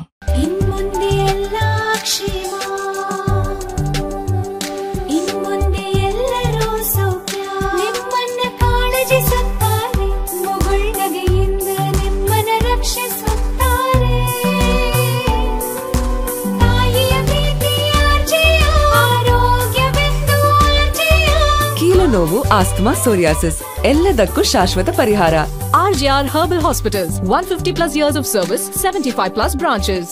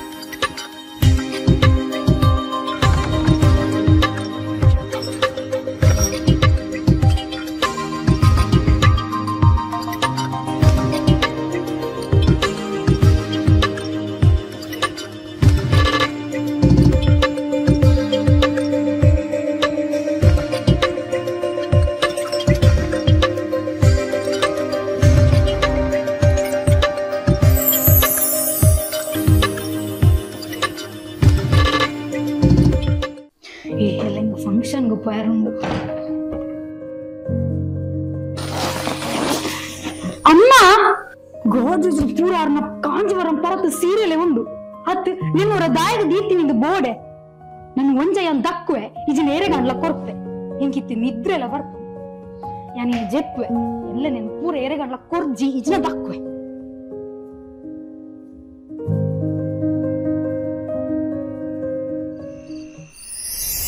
ಬಾಲ ಪರಸೀರೆನ್ ದಕ್ಕೊಚ್ಚಿ ಬಾಲ ಪರಸೀರೆನ್ ಮಾರಣ ಕಾಸ್ತಿಕ್ಕೊಡು ಬಾಲ ಅಂದ ಉಲ್ಪ ಗುರುಜಿ ಕಂಕನಾಡಿದ ಆಲ್ಫಾ ಸೆಂಟರ್ ದಲ್ಪ ಪಾರಿ ಸಿಲ್ಕ್ ಸೆಂಟರ್ ಪರತ್ ಕಾಂಜೀವರಂ ಸಾರಿಕೊಂಡ ಕಾಸ್ತಿಕ್ಕೊಡು ಬಾಲ ಪರಸೀರೆನ್ ಪತ್ತೊಂದು ಅಡಿಗೆ ಬೋಲೆ ಬಾಲ ಅಂದ ಗುರುಜಿ ಸೀರೆನ ಪತ್ತೊಂದು ಪೋದು ಅಡೆಗು ಕೊಡ್ದಾಯ್ಬುಕ್ಕ ರಡ್ಡು ಟೈಪ್ ಡಾಕ್ಟರ್ ಚೆಕ್ ಮಾಡ್ತೀರಿ ಒಂಜಿ ಕಲ್ಲನ ಸೀರೆಗೆ ರಬ್ ಮಲ್ತದು ಐಟು ವೈಟ್ ಕಲರ್ ಬತ್ತಂಡ ಆ ಸೀರೆ ಸೆಲೆಕ್ಟ್ ಮಾಡ್ತೀರಿ ಒಂಜ್ ವೇಳೆ ಅವು ರೆಡ್ ಕಲರ್ ಬತ್ತಂಡ ಆ ಸೀರೆ reject open next acid test ಎಂಚ ಪನ್ನಾಗ ಸೀರೆಗಾಕಲು ಆಸಿಡ್ ಮೈಪುನಾಗ ಅವು ಕಪ್ಪು ಕಲರ್ ಬತ್ತಂಡ ಅವು ಸೀರೆ ಸೆಲೆಕ್ಟ್ ಆಪನು ಬೊಕೈಕ್ ಜಾಸ್ತಿ ಕಾಸು ಕೊಡ್ಪೇರು ಒಂಜಿ ವೇಳೆ ಮಿಕ್ಸ್ಡ್ ಕಲರ್ ಬತ್ತಂಡ ಆ ಸೀರೆಗೆ ಕಮ್ಮಿ ಕಾಸು ಕೊಡ್ಪೇರು ಇಂಚ ಚೆಕ್ ಮಲ್ಪುನ ಪ್ರಾಸೆಸ್.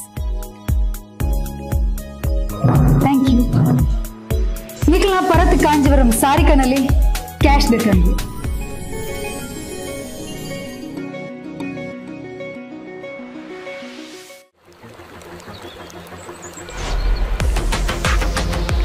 ಖುಷಿಯ ನಡುವೆ ಈ ಒತ್ತಡದ ಜೀವನ ದಣಿವು ಆಯಾಸದಿಂದ ಬಳಲುವಂತೆ ಮಾಡುತ್ತೆ.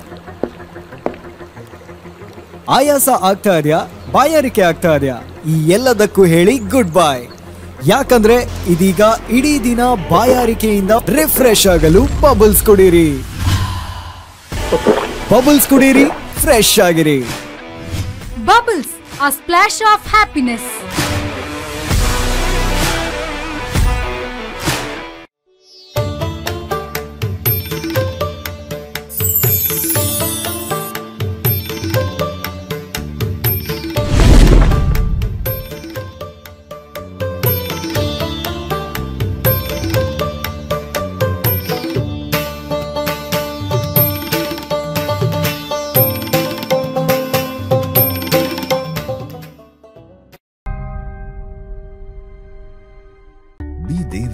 Ganpati Pai Enterprises. All kinds of quality and attractive material available at one place. Biggest showroom in Mangalore city. Admired by public at large. The showroom of your choice. B. Devdas Ganpati Pai Enterprises. Near New Chitra Talkies, Mangalore. The Ocean Pearl Inn. Welcome to hospitality. Another landmark from the Ocean Pearl Group. Ideally located and well-equipped hospitality destination in the heart of the Mangaluru city. Find everything you need with aesthetic appeal and comfort in premium and deluxe rooms. Asian House is the city's first fine dine pan-Asian restaurant featuring Chinese, Thai, Japanese and Indian cuisine. Sagar Ratna is delighting its customers with authentic South Indian vegetarian cuisine, which are cooked fresh. Experience a world-class hospitality. The Ocean Pearl Inn, Vijay Kapikad, Mangaluru.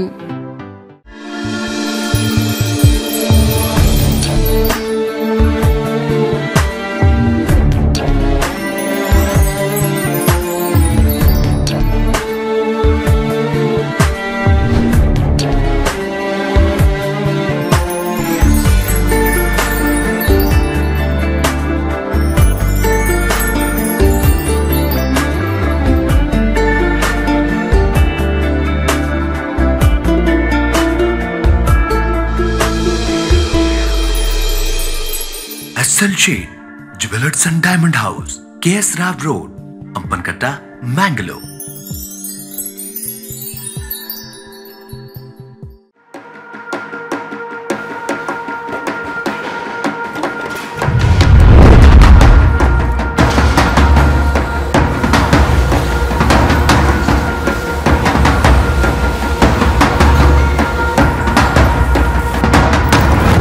Friends Winner and Ply, Industrial Area, Baikampadi, Mangaluru.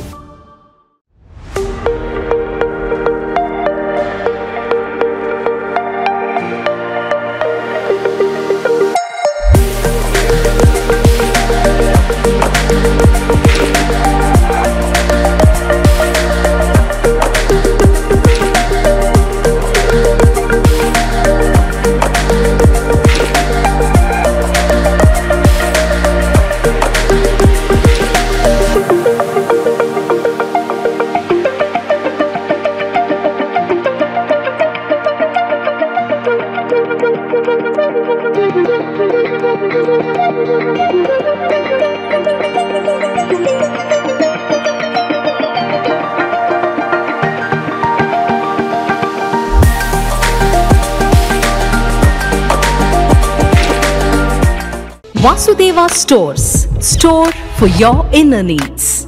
Visit us to find trendy innerwear from major brands.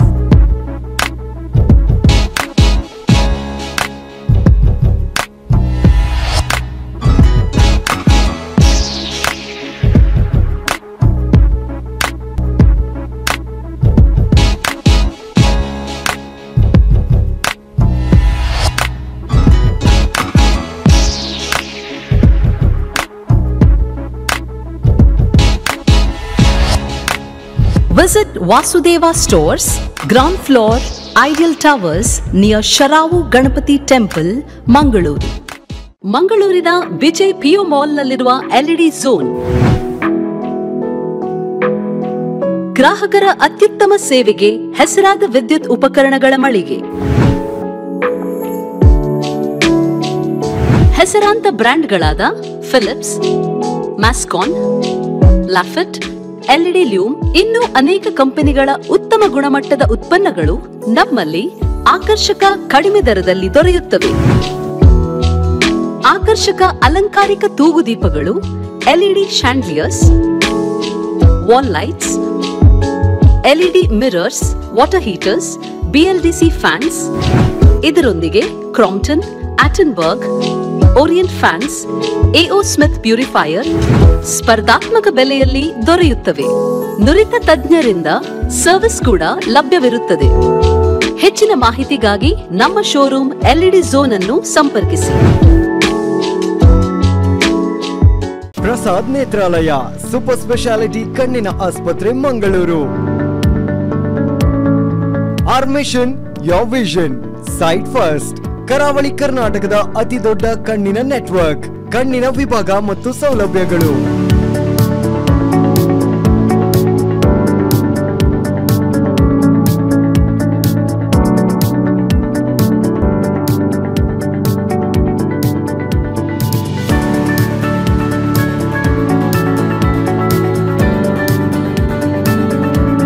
ಕಣ್ಣಿನ ಎಲ್ಲಾ ತೊಂದರೆಗಳಿಗೂ ಒಂದೇ ಸೂರಿನಡಿಯಲ್ಲಿ ಚಿಕಿತ್ಸೆ ಲಭ್ಯ.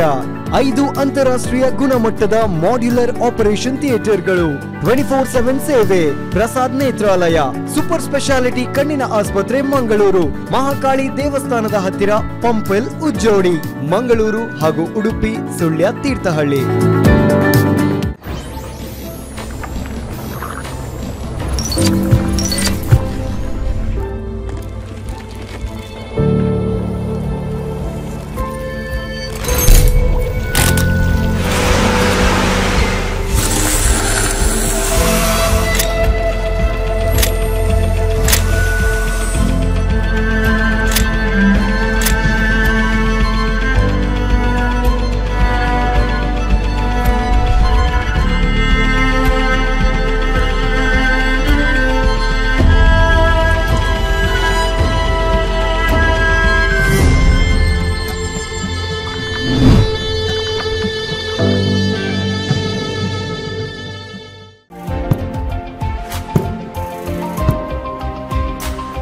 ಇದು ದುರ್ಬಲವಾದದ್ದಲ್ಲ, ಇದು ಬಲಿಷ್ಠವಾಗಿದೆ. ತಮಾಮ್ furniture world ಅತ್ಯುತ್ತಮ ಗುಣಮಟ್ಟದ furniture ಗಳನ್ನು ನಿಮಗಾಗಿ ನೀಡುತ್ತಿದೆ. ವ್ಯಾರಂಟಿಯೊಂದಿಗೆ ಉಚಿತ ಹೋಮ್ ಡೆಲಿವರಿಯನ್ನು ನಿಮ್ಮದಾಗಿಸಿಕೊಳ್ಳಿ. ತಮಾಮ್ ಫರ್ನಿಚರ್ ವರ್ಲ್ಡ್, ಗುಣಮಟ್ಟದಿಂದ ಯೋಚಿಸಿ, ಐಷಾರಾಮಿ ಜೀವನ ನಡೆಸಿ.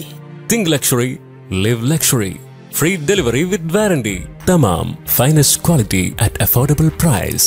Tamam Furniture World, Uppala, Bandiyod, Udyavar. Now at Mangalore.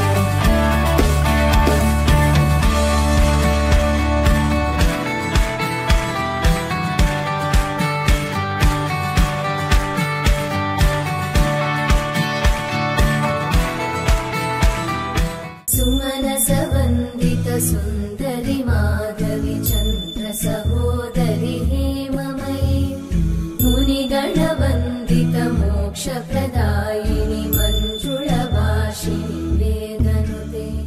ವಿರಾಮದ ಬಳಿಕ ದಿವ್ಯ ದೇಗುಲ ಕಾರ್ಯಕ್ರಮಕ್ಕೆ ಮತ್ತೆ ಸ್ವಾಗತ. ಅಸ್ತ್ರಾ ಗ್ರೂಪ್ ದಸರಾ ಸಂಭ್ರಮ powered by Land Trades builders and developers. Saukur Shri Durga Parameshwari ದೇವಸ್ಥಾನದ ನವರಾತ್ರಿಯ ವೈಭವವನ್ನು ನೋಡ್ತಾ ಬಂದಿದ್ದೀರಿ. ಸೌಕೂರಿನ ಶ್ರೀ ದುರ್ಗಾ ಪರಮೇಶ್ವರಿ ದೇವಸ್ಥಾನ ಅದು ತ್ರಿಶಕ್ತಿಗಳ ಒಂದು ಸಂಗಮ ಅಂತ ಹೇಳ್ತಾರೆ. ಇದು ಮಹಾಕಾಳಿಯ ಅವತಾರವಾಗಿರತಕ್ಕಂತಹ ದೇವಿಯ ಒಂದು ಸ್ವರೂಪವನ್ನು ಇಲ್ಲಿ ಆರಾಧನೆ ಮಾಡ್ತಾರೆ. ಕೊಲ್ಲೂರಿನಲ್ಲಿ ಮಹಾಲಕ್ಷ್ಮಿಯ ಆರಾಧನೆ ನಡೀತಾ ಇದ್ದರೆ ಇಲ್ಲೇ ಹತ್ತಿರದಲ್ಲಿ ಇರುವಂಥ ಕಮಲಶಿಲೆಯಲ್ಲಿ ಬ್ರಾಹ್ಮಿ ಸ್ವರೂಪದ ಆ ಮಹಾತಾಯಿಯನ್ನು ಆರಾಧನೆ ಮಾಡ್ತಾ ಇದ್ದಾರೆ. ಹಾಗಾಗಿ ಅಕ್ಕ ಮತ್ತು ಇಬ್ಬರು ತಂಗಿಯಂದಿರು, ಹೀಗೆ ಈ ತ್ರಿಶಕ್ತಿಗಳ ಒಂದು ಸಂಗಮ ಈ ಒಂದೇ ಬೆಲ್ಟಿನಲ್ಲಿ ಕಾಣುತ್ತದೆ. ಸೌಕೂರಿನ ಶ್ರೀ ದುರ್ಗಾಪರಮೇಶ್ವರಿ ಸಾನ್ನಿಧ್ಯ ಬಹಳ ವಿಶೇಷವಾದಂತಹ ಕಾರಣಿಕವುಳ್ಳದ್ದು. ಸುಮಾರು 2000 ವರ್ಷಗಳ ಇತಿಹಾಸ ಇರತಕ್ಕಂಥ ಒಂದು ಕ್ಷೇತ್ರ ಇದು. ವಿಶಾಲವಾದಂತಹ ಒಂದು ವಾತಾವರಣ ಇದೆ ಇಲ್ಲಿ. ಮತ್ತು ಬಹಳ ಮುಖ್ಯವಾಗಿ ಇಲ್ಲಿ ಶ್ರೀ ಕ್ಷೇತ್ರ ಕೊಲ್ಲೂರು, ಸೌಕೂರು ಮತ್ತು ಈ ಕಡೆ ಮಾರಣಕಟ್ಟೆ ಇದೆಲ್ಲ ಒಂದೇ ಶಕ್ತಿಯ ಸ್ವರೂಪಗಳು ಎನ್ನುವಂಥ ಒಂದು ಮಾತಿದೆ. ಬಹುಶಃ ಹಿರಿಯ ಆಕೆ ನಮ್ಮ ದೇವಿ ಸಪ್ತಶತಿಯಲ್ಲಿ ನಮಗೆ ಮಹಾಕಾಳಿ ಕಾಂಡ, ಮಹಾಲಕ್ಷ್ಮಿ ಕಾಂಡ ಮತ್ತು ಮಹಾಸರಸ್ವತಿ ಕಾಂಡ ಅಂತ ಬರುವಂಥದ್ದು. ಅದರಲ್ಲಿ ಆ ಮಹಾಕಾಳಿ ಸ್ವರೂಪಿಣಿಯಾಗಿರತಕ್ಕಂತಹ ದುರ್ಗಾಪರಮೇಶ್ವರಿ ಇಲ್ಲಿ ನೆಲೆ ನಿಂತಿದ್ದಾಳೆ ಅಂತ ಹೇಳ್ತಾರೆ. ಹಾಗೆ ಕೊಲ್ಲೂರಿನಲ್ಲಿರುವಂತಹ ಮೂಕಾಂಬಿಕಾ ತಾಯಿ ಆಕೆ ಮಹಾಲಕ್ಷ್ಮಿಯ ಸ್ವರೂಪಿಣಿ. ಆಮೇಲೆ ಮಾರಣಕಟ್ಟೆಯಲ್ಲಿರುವಂತಹ ದೇವಿ ಸರಸ್ವತಿ ಸ್ವರೂಪಿಯಾಗಿರತಕ್ಕಂಥ ಬ್ರಾಹ್ಮಿ ದೇವಿ ಎನ್ನುವಂಥ ಮಾತುಂಟು. ಹಾಗಾಗಿ ಈ ಒಂದು ಸಂಬಂಧ ಕೂಡ ಬಹುಶಃ ಆಸುಪಾಸಿನಲ್ಲಿ ಕುಂದಾಪುರದಲ್ಲಿದ್ದವರಿಗೆಲ್ಲರಿಗೂ ಗೊತ್ತಿರುವಂಥದ್ದು. ಮತ್ತು ಇಲ್ಲಿ ಇನ್ನೊಂದು ಬಹಳ ವಿಶೇಷ ಅಂತ ಹೇಳ್ತಾರೆ, ಈ ಕ್ಷೇತ್ರಕ್ಕೆ ಪುಷ್ಪ ಪವಾಡ ಕ್ಷೇತ್ರ ಅಂತ ಹೇಳ್ತಾರೆ. ಇಲ್ಲಿ ಹೂವಿನ ಮುಖಾಂತರವಾಗಿ ಯಾವುದೇ ಶುಭ ಅಥವಾ ಅಶುಭ ವಿಚಾರಗಳನ್ನು ತಿಳ್ಕೊಳ್ಳುವಂಥ ಒಂದು ವ್ಯವಸ್ಥೆ ಕೂಡ ಇದೆ. ಅದಕ್ಕೆ ಸಂಬಂಧಪಟ್ಟ ವಿವರಗಳನ್ನು ನಾವು ಮತ್ತೆ ನೋಡೋಣ. ಹೀಗೆ ಬೇರೆ ಬೇರೆ ರೀತಿಯ ಒಂದು ವೈಶಿಷ್ಟ್ಯವನ್ನು ಹೊಂದಿರತಕ್ಕಂಥ ಒಂದು ಪಾವನವಾದಂಥ ಕ್ಷೇತ್ರ. ಇಲ್ಲಿ ಇನ್ನೊಂದು ಅಂತ ಹೇಳಿದರೆ, ಒಳಗೆ ನಾವು ಹೋದರೆ ಶ್ರೀ ದುರ್ಗಾಪರಮೇಶ್ವರಿಯ ಸಾನ್ನಿಧ್ಯದ ಬಲಭಾಗದಲ್ಲಿ ವೀರಭದ್ರ ದೇವರ ಒಂದು ಗುಡಿ ಕೂಡ ಇದೆ. ಆಮೇಲೆ ಬೇರೆ ಬೇರೆ ಪರಿವಾರ ದೇವತೆಗಳು ಕೂಡ ಇದ್ದಾವೆ. ಇದನ್ನೆಲ್ಲ ನಾವು ನೋಡಿಕೊಂಡು ಬರೋಣ, ಬನ್ನಿ. ಹಸಿವು ಎಂದರೆ ಸಾಕು ಅನ್ನವ ನೀಡುತ್ತಾಳೆ, ಹಸಿವು ಎಂದರೆ ಸಾಕು. ನನ್ನ ಪಕ್ಕದಲ್ಲಿ ಒಂದು ಜಾಗಟ್ಟೆ ಕಾಣಿಸ್ತಾ ಇದೆ ವೀಕ್ಷಕರೇ. ಭಾಳ ಇತಿಹಾಸ ಇದಕ್ಕೆ. ಸುಮಾರು 1800 ವರ್ಷಗಳ ಹಿಂದಿನ ಜಾಗಟ್ಟೆ ಅಂತ ಹೇಳಿ ಇತಿಹಾಸ ಸಂಶೋಧಕರಾದಂತಹ ಗುರುರಾಜ ಭಟ್ರು ಹೇಳಿದ್ದಾರೆ ಅಂತ ಸ್ಥಳೀಯರು ಹೇಳ್ತಾರೆ. ಈ ಒಂದು ಜಾಗಟೆಯ ವಿಶೇಷತೆ ಏನು ಅಂತ ಹೇಳಿದರೆ, 2000 ಇತಿಹಾಸಗಳುಳ್ಳಂತಹ ದೇವಸ್ಥಾನ. ಇದರಲ್ಲಿ ನಿತ್ಯ ದೇವರ ಬಲಿಯಾಗುವಾಗ ಈ ಜಾಗಟೆಯನ್ನೇ ಉಪಯೋಗಿಸ್ತಾ ಇದ್ದರಂತೆ. ಹಾಗಾಗಿ ಅದನ್ನು ಇವತ್ತಿಗೂ ಕೂಡ ಅಲ್ಲಿ ಒಂದು ಪ್ರದರ್ಶನಕ್ಕೆ ಇಟ್ಟಿದ್ದಾರೆ. ಇದೊಂದು ಬಹಳ ಮಹತ್ವಪೂರ್ಣವಾಗಿರತಕ್ಕಂಥದ್ದು. ಮತ್ತು ಆ ಕಾಲದಿಂದ ಈ ಕಾಲದವರೆಗೂ ಕೂಡ ಯಾವುದೇ ರೀತಿಯ ಸವಕಲಾಗದೆ ಅಲ್ಲಿ ಆಗಿನ ಕನ್ನಡದ ಬರಹ ಕೂಡ ಇದರಲ್ಲಿ ಇದೆ. ಅದು ಸ್ಪಷ್ಟವಾಗಿ ಕಾಣ್ತಾ ಇಲ್ಲ, ಇತಿಹಾಸಕಾರರು ಅದನ್ನು ಓದಿದ್ದಾರೆ. ಹಾಗಾಗಿ ಇದೊಂದು ಪಳೆಯುಳಿಕೆಯಾಗಿ ನಮಗೆ ಉಳಿದಿರುವಂಥದ್ದು ತುಂಬ ವಿಶೇಷ. ಇದನ್ನು ನಾವೆಲ್ಲ ಗಮನಿಸಬೇಕು. ನೀಡುತ್ತಾಳೆ ಭಕ್ತಿಲಿ ನೆನೆದರೆ ಸಾಕು ವರವ ನೀಡುತ್ತಾಳೆ, ಭಕ್ತಿಲಿ ನೆನೆದರೆ ಸಾಕು ವರವ ನೀಡುತ್ತಾಳೆ. ಸೌಕೂರು ಕ್ಷೇತ್ರದ ದುರ್ಗಾ ಮಾತೆ ಬೇಡಿದ ವರವ ಕ್ಷಣದಲ್ಲಿ ಕೊಡುವ ಲಿಂಗ ಸ್ವರೂಪಿಣಿಯೇ ದೇವಿ ದುರ್ಗಾಂಬಿಕೆ ಅಮ್ಮ ಜಗದಂಬಿಕೆ. ಸೌಕೂರಿನ ಮಹತಾಯಿ ದುರ್ಗಾ ಪರಮೇಶ್ವರಿ, ಸೌಕೂರಿನ ಮಹತಾಯಿ ದುರ್ಗಾ ಪರಮೇಶ್ವರಿ. ಸೌಕೂರು ದೇವಸ್ಥಾನದ ಪ್ರಧಾನ ಅರ್ಚಕರು ಅನಂತ ಅಡಿಗರು. ಅವರು ವೃತ್ತಿಯಲ್ಲಿ ಅಧ್ಯಾಪಕರಾಗಿ ಇದ್ದವರು, ಈಗ ನಿವೃತ್ತಿಯನ್ನು ಹೊಂದಿದ್ದಾರೆ. ಈ ಒಂದು ಕ್ಷೇತ್ರದ ಪೂಜೆಯನ್ನು ಬಹಳ ವರ್ಷಗಳಿಂದ ಮಾಡಿಕೊಂಡು ಬಂದಿದ್ದಾರೆ ಅವರು. ಹಾಗಾಗಿ ಪೂಜೆಯ ವಿಷಯವಾಗಿ ಅವರನ್ನು ಕೇಳಬೇಕು. ಅನಂತ ಅಡಿಗರೇ, ಪುರಾಣ ಪ್ರಸಿದ್ಧವಾದಂಥ ಒಂದು ದೇವಸ್ಥಾನ. ಇಲ್ಲಿ ಈಗ ಎಲ್ಲ ವೈದಿಕ ವೃತ್ತಿಗಳನ್ನು ನೀವು ಮತ್ತು ನಿಮ್ಮ ತಂಡದವರು ಮಾಡ್ತಾಯಿದ್ದೀರಿ. ಈಗ ಈ ಕ್ಷೇತ್ರಕ್ಕೆ ಸಂಬಂಧಪಟ್ಟ ಹಾಗೆ ಪೌರಾಣಿಕವಾದ ಹಿನ್ನೆಲೆ ಏನು ಸ್ವಲ್ಪ ಹೇಳಿ. ನಮ್ಮ ಸೌಕೂರು ಅಂತ, ಇದು ಸೌಖ್ಯ ಮುನಿಗಳು ತಪಸ್ಸು ಮಾಡಿ ದೇವರನ್ನು ಪ್ರತ್ಯಕ್ಷಿಸಿಕೊಂಡ್ರಂತ. ಅದಕ್ಕೆ ಕಾರಣ ಆ ಕಾಲದಲ್ಲಿ, ಹಿಂದಿನ ಕಾಲದಲ್ಲಿ ರಾಕ್ಷಸರ ಉಪಟಳ ತಳಿಲಿಕ್ಕಾಗದೆ ಅವರನ್ನು ನಿಗ್ರಹ ಮಾಡೋಕ್ಕೋಸ್ಕರ ದೇವಿಯನ್ನು ಪ್ರತಿಷ್ಠಿಸೋದು. ಅದು ದೇವಿ ಅಂತ ಹೇಳಿ ದುರ್ಗಾ ಪರಮೇಶ್ವರಿ ನಾವು ಒಟ್ಟು ಹೇಳ್ತೇವೆ. ಆದರೆ ಮಹಾಕಾಳಿ, ಮಹಾಲಕ್ಷ್ಮಿ, ಮಹಾಸರಸ್ವತಿ 3 ದೇವರನ್ನು, ಅಂದರೆ ತ್ರಿಶಕ್ತಿ, 3 ಶಕ್ತಿಗಳು ಒಂದೇ ಪೀಠದಲ್ಲಿ ಪ್ರತಿಷ್ಠೆ ಮಾಡಿದವರೇ ಸೌಖ್ಯಮುನಿಗಳು. ಸೌಖ್ಯಮುನಿಗಳು ಅವರು ತಪಸ್ಸು ಮಾಡಿದ್ರಿಂದ ನಮಗೆ ಸೌಖ್ಯಪುರ ಅನ್ನೋ ಹೆಸರು ಬಂತು. ಇದು ಸುಮಾರು ಒಂದು 150 ವರ್ಷದ ಹಿಂದೆ ಸೌಖ್ಯಪುರ ಅಂತಲೇ ಇತ್ತು ನಮ್ಮೂರಿಗೆ. ಅದು ಈಗ ಅದು ಸೌಖ್ಯಪುರ ಹೋಗಿ ಸೌಕೂರ ಆಯಿತು. ಈ ಸೌಖ್ಯಮುನಿಗಳು ತಪಸ್ಸು ಮಾಡಿದರೆ ನಮ್ಮ ದೇವಸ್ಥಾನದಲ್ಲಿ ಹಿಂಭಾಗದಲ್ಲಿ, ಅದಕ್ಕೆ ಮೂಲಸ್ಥಾನ ಅಂತ ನಾವು ಕರಿತೇವೆ. ಅದು ನಾವು ಇಲ್ಲಿ ಕುಂದಾಪುರ ಭಾಷೆಯಲ್ಲಿ ಒಡಮೂಡಿದ ಕಲ್ಲು ಅಂತ ಹೇಳಿ, ಅಂದರೆ ಒಡೆದು ಮೂಡಿದ ಕಲ್ಲು. ಆ ಮೂಡಿದಲ್ಲಿ ಅಲ್ಲಿ ಕಲ್ಲು ಶಿಲೆ ಒಡೆದಿದೆ. ಅದರಲ್ಲಿ ವರ್ಷದ ಎಲ್ಲ ಸಮಯದಲ್ಲಿ ನೀರಿರ್ತದೆ.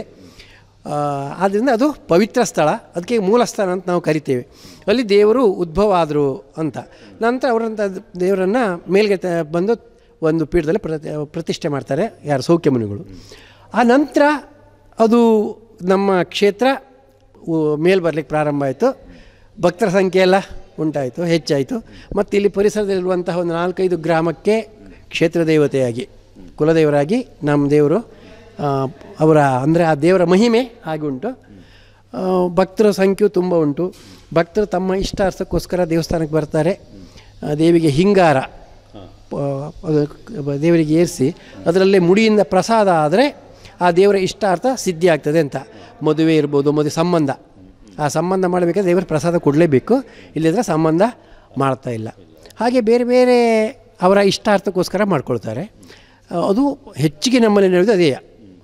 ಮತ್ತು ಪುಷ್ಪ ಪವಾಡ, ಅದಕ್ಕೋಸ್ಕರ ಪುಷ್ಪ ಪವಾಡ. ಪುಷ್ಪ ಅಂದರೆ ಹೂವನ್ನು ಮೇಲ್ಗಡೆ ಏರಿಸಿದಾಗ ಅದು ಪ್ರಸಾದ ಆಗುವುದೇ ವಿಶೇಷ ನಮ್ಮಲ್ಲಿ. ಅದು ಕೆಲವರೆಲ್ಲ ಯಾವುದಕ್ಕೆ ಏರಿಸಲು ಆಗ್ತದೆ ಅಂತ ಹೇಳ್ತಾರೆ, ಆದರೆ ಅದು ಹಾಗಲ್ಲ. ನಮಗೂ ಅಷ್ಟೊಂದು ಪೂಜೆಯವರಿಗೂ ಅಷ್ಟು ಪವಿತ್ರವಾದ ಭಾವನೆ ನಮ್ಮಲ್ಲಿದೆ. ಆ ರೀತಿ ಅವಳು ನಡೆಸಿಕೊಡ್ತಾಳೆ. ಮತ್ತು ನಮ್ಮಲ್ಲಿ ಹೆಚ್ಚಿಗೆ ಇಲ್ಲೆಲ್ಲ ಬಂಟರು ಅಂದರೆ ಶೆಟ್ರು, ಅವರಿಗೆ ನಮ್ಮದು ಕುಲದೇವರು. ಅವರು ಇಲ್ಲಿ ಶೆಟ್ರು ಹೆಂಗಸರು ದೇವ್ರ ಹತ್ರ ಮಾತಾಡ್ತಾರೆ, ಅಲ್ಲಿ ಬಂದು ನಿಂತ್ಕೊಂಡು ಪ್ರಸಾದ ಕೊಡಲೇಬೇಕು, ಕೊಡದಿದ್ರೆ ಯಾಕೆ ಕೊಡೋದಿಲ್ಲ ಅಮ್ಮ ನೀನು, ನಾವು ಎಷ್ಟು ದೂರದಿಂದ ಇಲ್ಲಿ ಬಂದು ಯಾಕೆ ಪ್ರಸಾದ ಕೊಡಿದ್ರೆ ಆ ಮುಕ್ತವಾದ ಆ ದೇವ್ರ ಹತ್ರ ಚರ್ಚೆ ಮಾಡ್ತಾರೆ. ಅಷ್ಟು ಅದನ್ನು ಪ್ರಸಾದ ಕೊಡ್ತಾಳೆ ಅವಳು. ಪ್ರಸಾದ ಕೊಟ್ಟರೆ ಅವ್ರಿಗೊಂದು ಮನಸ್ಸಿಗೂ ನೆಮ್ಮದಿ, ಅವ್ರ ಕಾರ್ಯ ಸಿದ್ಧಿ ಆಗ್ತದೆ ಅಂತ ಲೆಕ್ಕ. ಇದು ನಮ್ಮಲ್ಲಿಯ ಒಂದು ಆ ಹಿನ್ನೆಲೆ. ಇಲ್ಲಿ ಮತ್ತು ದೈನಂದಿನ ಪೂಜೆ ಹೇಗೆ ನಡೀತದೆ? ದಿವಸ ಈಗ ತ್ರಿಕಾಲ ಪೂಜೆ ಉಂಟು. ಬೆಳಿಗ್ಗೆ ಒಂದು 7:30 ಗಂಟೆಗೆ ನೈವೇದ್ಯ ಮಂಗಳಾರತಿ ಆಗ್ತದೆ. ಆಗ ಕೆಲವು ಸೂಕ್ತಗಳನ್ನು ಪೂಜೆ ಮಾಡುವಾಗ ನಾವು ಹೇಳಬೇಕು, ಅದನ್ನು ಹೇಳ್ತೇವೆ. ಮಧ್ಯಾಹ್ನ ಮತ್ತೆ 10:30ಯಿಂದ ಪ್ರಾರಂಭ, ಮತ್ತೆ 10:30ಯಿಂದ 1 ಗಂಟೆ ಆದರೂ ಆಯಿತು, 1:30 ಗಂಟೆ ಭಕ್ತರಿಗೆ ಎಲ್ಲಿವರೆಗೆ ಇರ್ತಾರೆ ಅಲ್ಲಿವರೆಗೆ ನಾವಿರ್ತೇವೆ.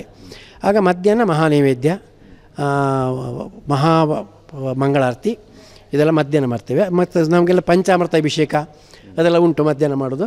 ಆ ಸೂಕ್ತಾದಿಗಳನ್ನೆಲ್ಲ ಹೇಳಬೇಕು, ಅದನ್ನೆಲ್ಲ ಮಧ್ಯಾಹ್ನ ಹೇಳ್ತೇವೆ. ಇನ್ನು ಸಂಜೆಯೂ ಹಾಗೆ, ಸಂಜೆ 5:30, 6 ಗಂಟೆಯಿಂದ 8 ಗಂಟೆ ತನಕ ನಾವು ಪೂಜೆ ಮಾಡ್ತೇವೆ. ಮತ್ತು ಈ ದೇವಸ್ಥಾನದ ದೇವಿಯ ಬಲಭಾಗದಲ್ಲಿ ಅದೇ ಅಭಿಮುಖವನ್ನು ಮಾಡಿಕೊಂಡು ಇಲ್ಲಿ ವೀರಭದ್ರ ದೇವಸ್ಥಾನ ಇದೆ ಅಲ್ವಾ, ಅದು ಗುಡಿ, ಅದಕ್ಕೇನಾದರೂ ಸಂಬಂಧ ಇದೆಯಾ, ಏನು ವಿಶೇಷ ಅದು? ನೋಡಿ, ಇಲ್ಲಿ ನಮ್ಮದು ಮಾಘಬೋಳ ಮೂಲ ನಕ್ಷತ್ರ ನಮ್ಮಲ್ಲಿ ರಥೋತ್ಸವ.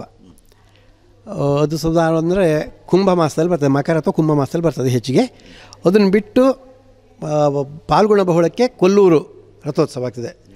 ಕೊಲ್ಲೂರು ಆದಮೇಲೆ ಚೈತ್ರ ಬಹುಳ ಮೂಲ ನಕ್ಷತ್ರಕ್ಕೆ ಕಮಲಶಿಲೆ. ಇದು 3 ತ್ರಿಕೋಣಾಕಾರದಲ್ಲಿರುವಂಥ ದೇವಸ್ಥಾನಗಳು. ಇದನ್ನು ನಮ್ಮದು ಹಿರಿಯ ಅಕ್ಕ, 2ನೇ ಕೊಲ್ಲೂರು, 3ನೇ ಕಮಲಶಿಲೆ ಅಂತ ಹೇಳ್ತಾರೆ. ಈ ಕೊಲ್ಲೂರು ಮತ್ತು ಕಮಲಶಿಲೆಯಲ್ಲಿ ದೇವರಿಗೆ ಅಭಿಮುಖವಾಗಿ ವೀರಭದ್ರ ಇದೆ. ಕೊಲ್ಲೂರು ಮತ್ತು ಕಮಲಶಿಲೆಯಲ್ಲಿ ದೇವರಿಂದ ಈಶಾನ್ಯ ಭಾಗದಲ್ಲಿ ವೀರಭದ್ರ, 2 ಕಡೆಯಲ್ಲಿ. ಆದರೆ ನಮ್ಮಲ್ಲಿ ವಿಶೇಷ ದೇವರ ಬಲಭಾಗದಲ್ಲಿ ಪೂರ್ವಾಭಿಮುಖವಾಗಿ ವೀರಭದ್ರ. ಇದೊಂದು ನಮ್ಮಲ್ಲಿ ದೇವರ ಬಲಭಾಗದಲ್ಲಿ ವೀರಭದ್ರ ಭಾರಿ ವಿಶೇಷ. ಮತ್ತು ವೀರಭದ್ರನೂ ಹಾಗೆ ಭಯಂಕರ ಶಕ್ತಿ ಇದೆ ನಮ್ಮಲ್ಲಿ, ಶಕ್ತಿಯುತವಾದ ವೀರಭದ್ರ ಇದೆ. ವೀರಭದ್ರ ಅಲ್ಲದೆ ಗಣಪತಿಯ ಒಂದು ಸಾನ್ನಿಧ್ಯ ಕೂಡ ಇದೆ. ಬೇರೆ ಪರಿವಾರ ದೇವತೆಗಳು ಇಲ್ಲಿ ನಮಗೆ ಒಳಭಾಗದಲ್ಲಿ ಗಣಪತಿ ಮತ್ತು ಈಶ್ವರ ಒಳ ಸುತ್ತಲೇ ಇರ್ತದೆ. ಇನ್ನು ಹೊರ ಸುತ್ತಲೂ ವೀರಭದ್ರ, ಅದಕ್ಕೆ ಮತ್ತೆ ಪಕ್ಕದಲ್ಲೇ ಮಾರಣಕಟ್ಟೆಯ ದೈವಗಳು 2 ಉಂಟು, ಚಿಕ್ಕು ಮತ್ತು ಹಾಯ್ಗುಳಿ ಅಂತೆ. ಹಾಗೆಯೇ ಸುತ್ತ ಹಾಕಿ ಬಂದರೆ ಕ್ಷೇತ್ರಪಾಲ ಮತ್ತು ಹುಲಿ, ಇದಿಷ್ಟು ನಮಗೆ. ಮತ್ತು ದೇವಸ್ಥಾನದ ಎಡಭಾಗದಲ್ಲಿ ನಾಗ ಸ್ಥಳ ಉಂಟು. ಈ ದೈವಗಳಿಗೆ ನೇಮ ಏನಾದರೂ ನಡೀತದ? ಇಲ್ಲ, ದೈವಕ್ಕೆ ನೇಮ ಎಂದು ಇಲ್ಲ. ವೀರಭದ್ರನಿಗೆ ಮಾತ್ರ ಪ್ರತಿ ವರ್ಷ ಮಕರ ಸಂಕ್ರಮಣ ಹಿಂದಿನ ದಿವಸ ದಕ್ಕೆ ಬಲಿ ಅಂತ ಮಾಡ್ತಾರೆ ನಮ್ಮಲ್ಲಿ, ಅದು ಮಾಡ್ತೇವೆ.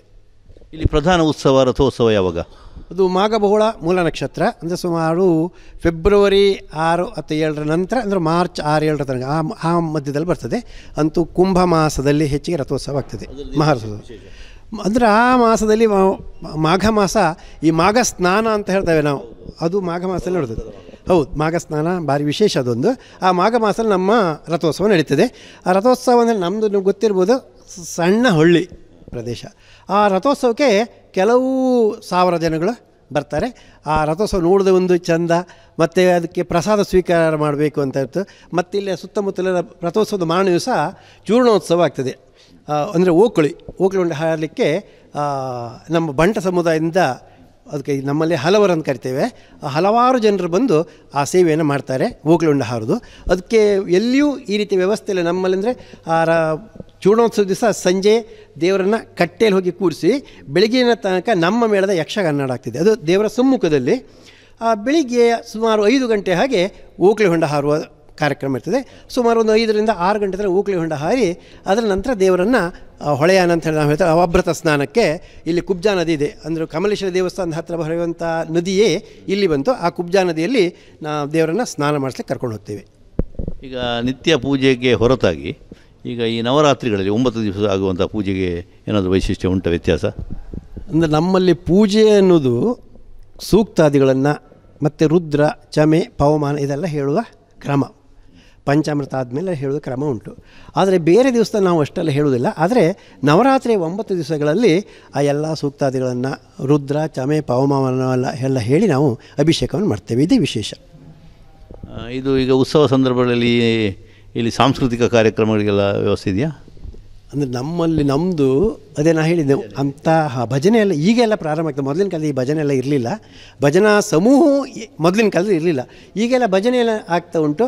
ಮತ್ತು ಸಾಂಸ್ಕೃತಿಕ ಕಾರ್ಯಕ್ರಮ ನಮ್ಮದೇ ದೇವಸ್ಥಾನದ ಉತ್ಸವ ಜೊತೆಗೆ ಈ ಬೇಂಡು ವಾದ್ಯಗಳು, ಶಂಖ, ಜಾಗಂಟೆ ಇಂಥದ್ದು ಸುಮಾರು ಸುತ್ತುಂಟು. ಆದರೆ ಮೊದಲಿಂಗಿದೆ ಸ್ವಲ್ಪ ಕಡಿಮೆ ಆಗ್ತದೆ. ಯಾಕೆಂತ ಹೇಳಿದ್ರೆ ಈ ಶಂಖ ಜಾಗಂಟೆ ಹೊಡೆಯುವಂತಹ ಸುತ್ತು ಅಂತಿದೆ. ಮತ್ತು ಸೂರ್ಯವಾದ್ಯ ಅಂತ ಉಂಟು. ಈ ತಲೆ ಕಟ್ಕೊಂಡು ಹೀಗೆ ಬಡಿಯುವಂಥದ್ದು ಸೂರ್ಯವಾದ್ಯ ಅಂತ. ಅದೇ ಸುರತಾಳನ್ನು ನಾವೆಲ್ಲ ಹೇಳ್ತೇವೆ, ಇದು ಸೂರ್ಯವಾದ್ಯ. ಒಂದು ಸೈಡ್ ಹೀಗೆ ಹೊಡೆದು ಮತ್ತೊಂದು ಸೈಡ್ ಹೀಗೆ ತಿಕ್ಕುದು. ಹೀಗೆ ಅದಕ್ಕೆ ಅಭ್ಯಾಸ ಬೇಕು. ಅಭ್ಯಾಸ ಇದ್ದರೆ ಮಾತ್ರ ಮಾಡಲಿಕ್ಕೆ ಆಗ್ತದೆ. ಅದು ಈ ಬಿಸಿಲು ಸಮಯದಲ್ಲಿ, ಅಂದರೆ ರಥೋತ್ಸವ ಹಗಲಲ್ಲಿ, ಬೆಳಿಗ್ಗೆ ಸಂಜೆ ಹೊತ್ತಿಗೆ ಅದರ ಬಿಸಿ ಮಾಡಬೇಕದು. ಹಗಲಲ್ಲಾದರೆ ಆ ಸೂರ್ಯನ ಕಿರಣದ ಬಿಸಿಲಿರ್ತದೆ, ಆ ಬಿಸಿಗೆ ಒಳ್ಳೆ ಶಬ್ದ ಬರ್ತದೆ. ಅದು ಉಂಟದಷ್ಟೇ ಬಿಟ್ಟರೆ ಈಗ ಅದನ್ನು ಹೊಡೆಯೋರು ಯಾರೂ ಇಲ್ಲ. ಈಗ ಅದು ನಿಂತು ಹೋಗಿದೆ. ಹಾಗೆ ಶಂಖ ಜಾಗಂಟೆ ಅದು ಒಂದು ಸುತ್ತುಂಟು. ಆ ಸುತ್ತು ಈಗ ಕೈದಾಗಿದೆ. ಇದೆಲ್ಲ ಈ ಸಾಂಸ್ಕೃತಿಕವಾಗಿ ಬರುವಂತಹದ್ದು. ಮತ್ತು ಈಗ ಭಜನೆ ಇರ್ಬೋದು, ಅದೆಲ್ಲ ಈಚೆಗೆ ಪ್ರಾರಂಭ ಆದದ್ದು. ಅದ್ಯಾವುದು ಈಗ ಉಂಟಷ್ಟೇ ಬಿಟ್ಟರೆ ಮೊದಲೆಲ್ಲ ಇರಲಿಲ್ಲ ಅದೆಲ್ಲ. ಮತ್ತು ಈಗ ಸಾಮಾನ್ಯವಾಗಿ ಯಾವುದಕ್ಕೆಲ್ಲ ಜನಗಳಲ್ಲಿ ಹರಿಕೆ ಹೇಳಿಕೊಳ್ತಾರೆ ಮತ್ತು ಅದು ಹೇಗೆ ಅವರಿಗೆ ಅನುಭವಕ್ಕೆ ಬಂದದ್ದು ಏನಾದರೂ ಉದಾಹರಣೆ ಉಂಟಾ? ನೋಡಿ, ನಮ್ಮ ಕ್ಷೇತ್ರಕ್ಕೆ ಸುಮಾರು ಒಂದು 400 ವರ್ಷ 500 ವರ್ಷ ಇರ್ಬೋದು. ಇಲ್ಲಿ GS ಗೌಡ ಸಾರಸ್ವತ ಬ್ರಾಹ್ಮಣರು ಅಂತ ಇಲ್ಲಿ ಬಾಂಡ್ಯ ಅಂತ ಉಂಟು, ಅಲ್ಲಿದ್ದರು. ಅವರಿಗೆ ಅಕ್ಕಿ ಭತ್ತ ವ್ಯಾಪಾರ ಮಾಡುವಂಥ ಒಂದು ಕೆಲಸ ಆ ಕಾಲದಲ್ಲಿ. ಅವರು ಏನು ಮಾಡಿದರು, ಆವಾಗ ಮುಡಿ ಕಟ್ಟೋದು, ಅಕ್ಕಿ ಮುಡಿ ಕಟ್ಟೋದು ಗೊತ್ತಿರ್ಬೋದು ನಿಮಗೆಲ್ಲ. ಆಗ ಬೈಹುಲ್ಲಿಂದ ಅಕ್ಕಿ ಮುಡಿ ಕಟ್ಟಿ ಅದನ್ನು ಮಂಗಳೂರಿಗೆ ಕಳಿಸ್ಬೇಕಿತ್ತು. ಮಂಗಳೂರಿಗೆ ಕಳಿಸಿದ್ರು. ಮಂಗಳೂರಿಗೆ ಕಳಿಸಿ ಆದಾಗ ಅಲ್ಲಿ ಅದನ್ನು ಒಡೆದು ಅಳತೆ ಮಾಡ್ತಾರೆ. ಈಗಲೇ ತೂಕ ಅಲ್ಲ, ಅಳತೆ ಮಾಡೋದು. ಅಳತೆ ಮಾಡಿದಾಗ ಒಂದು ಮುಡಿಗೆ 42 ಸೇರು ಅಕ್ಕಿ ಬರಬೇಕಿತ್ತು. ಅಂದರೆ 3 ಕಳಿಸಿ. ಇನ್ನು 14 ಸೇರು ಅಕ್ಕಿ ಇಡುವಂಥದ್ದು ಕಳಿಸಿ, ಅದು ಗೊತ್ತಿಲ್ಲ ನಮಗೆ. ಅದು ಬರಬೇಕಿತ್ತು. ಅದು ಕಡಿಮೆ ಬಂತು. ಕಡಿಮೆ ಬಂದಾಗ 3 ಮುಡಿ ಹೊಡೆದ್ರಂತೆ ಅಂತೆ. ಇದು ನಾನು ಹೇಳೋದು, 3 ಮುಡಿ ಹೊಡೆದಾಗ 3ರಲ್ಲೂ ಅರ್ಧ ಸೇರಕ್ಕೆ ಕಡಿಮೆ ಅಂತ. ಕಡಿಮೆ ಬಂದಾಗ ಅವರು ಮಂಗಳೂರಿನಿಂದ ಇಲ್ಲಿಗೆ ಹೇಳಿ ಕಳಿಸಿದ್ರು. ಆ ಕಾಲದಲ್ಲಿ ಈಗ ರೀತಿ ಮೊಬೈಲ್ ಅಥವಾ ಫೋನ್ ಏನು ಇರಲಿಲ್ಲ. ಜನ ಕಳಿಸಿದ್ರು ಇಲ್ಲಿಗೆ ಬಂದು ಹೀಗಾಯ್ತು ಅಂತ ಹೇಳಿದರು. ಕಡಿಮೆ ಬರ್ತಾಯಿದೆ, ನೀವು ಹೋಲಿಕೆ ಕೊಟ್ಟು ಹೋಗಬೇಕು. ಹೋಲಿಕೆ ಅಂದರೆ ಸರಿ ಮಾಡಿ ಕೊಡಬೇಕು ಹೋಗಿದ್ದು. ಇಲ್ಲಿಂದ ಅವರು ನಮ್ಮ ಕ್ಷೇತ್ರಕ್ಕೆ ಬಂದವರು, ಬಾಂಡ್ಯ ಅಂತ ಅಲ್ಲಿರೋದವರು. ಅವರು ನಮ್ಮಲ್ಲಿ ಅವರು ಭಾರಿ ನಮ್ಮ ಅಮ್ಮನ ಭಕ್ತರವರು. ಇಲ್ಲಿ ಬಂದು ದೇವ್ರ ಹತ್ರ ಪ್ರಾರ್ಥನೆ ಮಾಡ್ಕೊಳ್ತಾರೆ, ನಾನು ಮರ್ಯಾದೆ ಉಳಿಸುವಂತ ಪ್ರಾರ್ಥನೆ ಮಾಡ್ಕೊಂಡು ಕುಂಕುಮಾರ್ಚನೆ ಕೊಟ್ಟು ಕುಂಕುಮ ತೆಗೆದುಕೊಂಡು ಹೋಗ್ತಾರೆ. ಅಲ್ಲಿಗೆ ಮಂಗಳೂರಿಗೆ ಹೋಗಿ ಮುಡಿ ಮೇಲೆ ಹಾಕ್ತಾರೆ ಸ್ವಲ್ಪ ಪ್ರಸಾದ. ಮುಡಿ ಹೊಡಿಲಿಕ್ಕೆ ಹೇಳ್ತಾರೆ. ಆಗ ಅರ್ಧ ಸೇರಕ್ಕೆ ಹೆಚ್ಚು ಬಂತು ಒಂದು ಮುಡಿಯಲ್ಲಿ. ಪುನಃ ಮತ್ತೊಂದು ಮುಡಿಯಲ್ಲಿ ಹಾಕಿ ಒಡಿದೆ ಅಂತ ಮತ್ತೆ ಅರ್ಧ ಸೇರು ಹೆಚ್ಚಿಗೆ ಬಂತು. 3ನೇ ಮುಡಿಗೆ ಮತ್ತೆ ಪುನಃ ಪ್ರಸಾದ ಹಾಕ್ತಾರೆ, ಒಡಿನಿ ಅಂತ ಹೇಳಿದ್ರೆ ಆವಾಗ ಅದರಲ್ಲಿ ಸಹ ಅರ್ಧ ಸೇರಕ್ಕೆ ಹೆಚ್ಚು ಬಂತು. ಇದರಿಂದ ಏನಾಯ್ತು ಅಂದರೆ ಅವರು ಮರ್ಯಾದೆ ಉಳಿತು. ಜೊತೆಗೆ ಕೂಡಲೇ ಆ ಸೌಕರ್ಯ ವ್ರತ ಕೇಳ್ತಾರೆ, ನಿಮ್ಮ ತಪ್ಪಲ್ಲ, ನಮ್ಮದೇನೋ ತಪ್ಪಾಯಿತು, ಅದರಿಂದ ಕ್ಷಮೆ ಯಾಚಿಸಿ ಅವರು ಕೂಡಲೇ ಕ್ಷೇತ್ರಕ್ಕೆ ಬಂದು ಆವಾಗ ಇಲ್ಲಿ ಒಳ ಸುತ್ತಿಗೆ ದೇವಸ್ಥಾನದ ಒಳ ಪೌಳಿಯಲ್ಲಿ ಕಲ್ಲು ಚಪ್ಪುಡಿ ಅಂತ, ಈಗ ಕಲ್ಲು, ಆವಾಗ ಸುಣ್ಣದ ಕಲ್ಲು ಅಂತ ಉಂಟು. ಸುಣ್ಣದ ಕಲ್ಲು, ಆ ಕಲ್ಲನ್ನು ಇದಕ್ಕೋಸ್ಕರ ಹಾಕಿದ್ದಾರಂತೆ ಆವಾಗ. ಈಗ ಅದನ್ನು ತೆಗೆದಿಗೆ ಚಪ್ಪಡಿ ಇಂಥ ಚಪ್ಪಡಿಯನ್ನು ಹಾಕಿದರೆ ಆವಾಗ ಅದನ್ನು ಹಾಕಿದರೆ ಇದು ಆ ದೇವರಲ್ಲಿರುವಂಥ ಶಕ್ತಿ. ಅವರೇ ನಂತರ ಅವರು ಹೆಂಡತಿಗೆ ಮೂಗುತಿ ಹಾಕಿದರು ಚಿನ್ನದ್ದು.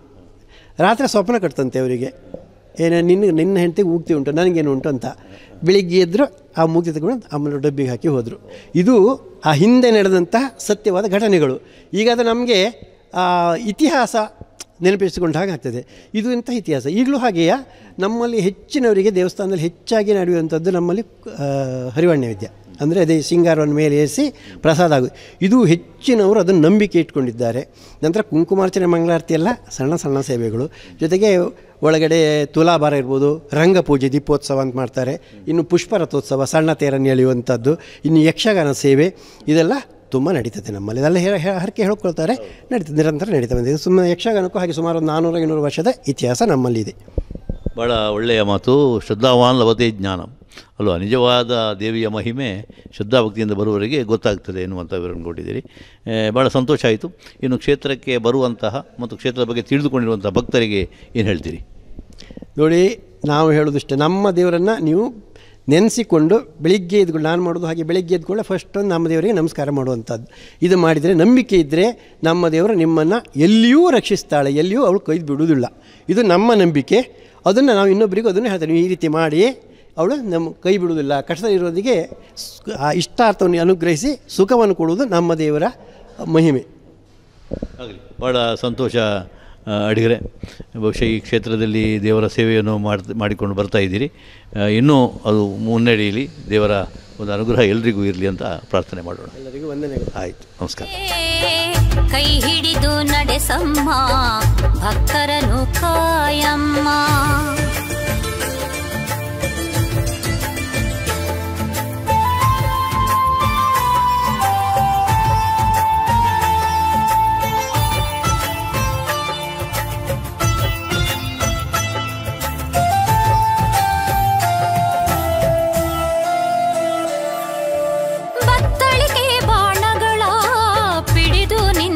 ತಾಯೇ ಬತ್ತಳಿಕೆ ಬಾಣಗಳ ಪಿಡಿದು ನಿಂತಿಹ ತಾಯೇ ಸಿಂಹವ. ಶ್ರೀ ಕ್ಷೇತ್ರ ಸೌಕೂರು ಶ್ರೀ ದುರ್ಗಾಪರಮೇಶ್ವರಿ ದೇವಸ್ಥಾನ ಹಲವು ವೈಶಿಷ್ಟ್ಯಗಳನ್ನು ಹೊಂದಿರತಕ್ಕಂತಹ ಒಂದು ದೇವಾಲಯ.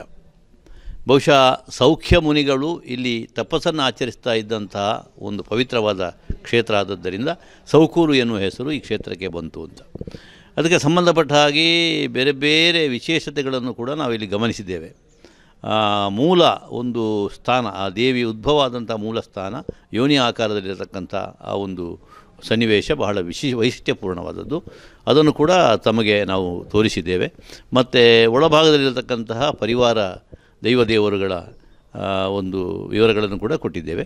ಅದರ ಜೊತೆಗೆ ವರ್ಷಂಪ್ರತಿ ಇಲ್ಲಿ ನಡೆಯುವಂತಹ ಉತ್ಸವಗಳಿರ್ಬೋದು, ವಿಶೇಷವಾಗಿ ನವರಾತ್ರಿ 9 ದಿವಸ ನಡೆಯುವಂತಹ ಕಾರ್ಯಕ್ರಮಗಳಿರ್ಬೋದು, ಮತ್ತು ಭಕ್ತಾದಿಗಳೆಲ್ಲ ಯಾವ ರೀತಿಯಲ್ಲಿ ಇಲ್ಲಿ ಬಂದರೆ ಸೌಕರ್ಯಗಳು ಉಂಟು ಎನ್ನುವುದರ ಬಗ್ಗೆ ಸಾಕಷ್ಟು ಸವಿವರವಾದಂಥ ಮಾಹಿತಿಯನ್ನು ಈ ಸಂದರ್ಭದಲ್ಲಿ ತಮಗೆ ನೀಡಿರುವಂತಹ ಒಂದು ಧನ್ಯತೆ ನಮ್ಮದು. ವೀಕ್ಷಕರೇ, ಹೀಗೆ ಇನ್ನೂ ಅನೇಕ ದೇವಾಲಯಗಳ ಪರಿಚಯವನ್ನು ಮಾಡಿಕೊಳ್ಳೋಣ, ಬನ್ನಿ. ದೇವಿ ದುರ್ಗಾಂಬಿಕೆ ಅಮ್ಮ ಜಗದಂಬಿಕೆ ಸೌಕೂರಿನ ಮಹತಾಯಿ ದುರ್ಗಾ ಪರಮೇಶ್ವರಿ. ಇದುವರೆಗೆ ನೀವು ನೋಡಿದ್ದು ಅಸ್ತ್ರಾ ಗ್ರೂಪ್ ದಸರಾ ಸಂಭ್ರಮ powered by Land Trades builders and developers. ಇದು ದಿವ್ಯ ದೇಗುಲ ಕಾರ್ಯಕ್ರಮ. ವೀಕ್ಷಕರೇ, ಈ ದಿನ ಸೌಖ್ಯ ಮುನಿ ತಪಸ್ಸನ್ನು ಮಾಡಿದಂತಹ ಸೌಕೂರು ಶ್ರೀ ದುರ್ಗಾಪರಮೇಶ್ವರಿ ದೇವಸ್ಥಾನದ ನವರಾತ್ರಿಯ ವೈಭವವನ್ನು ನೋಡಿದ್ದೀರಿ. ಮುಂದೆ ಇನ್ನೊಂದು ದೇವಸ್ಥಾನದ ದಸರಾ ಉತ್ಸವದ ಜೊತೆಗೆ ಮತ್ತೆ ಸೇರೋಣ. ನಮಸ್ಕಾರ. ಸುಮನಸ ವಂದಿತ ಸುಂದರಿ ಮಾದ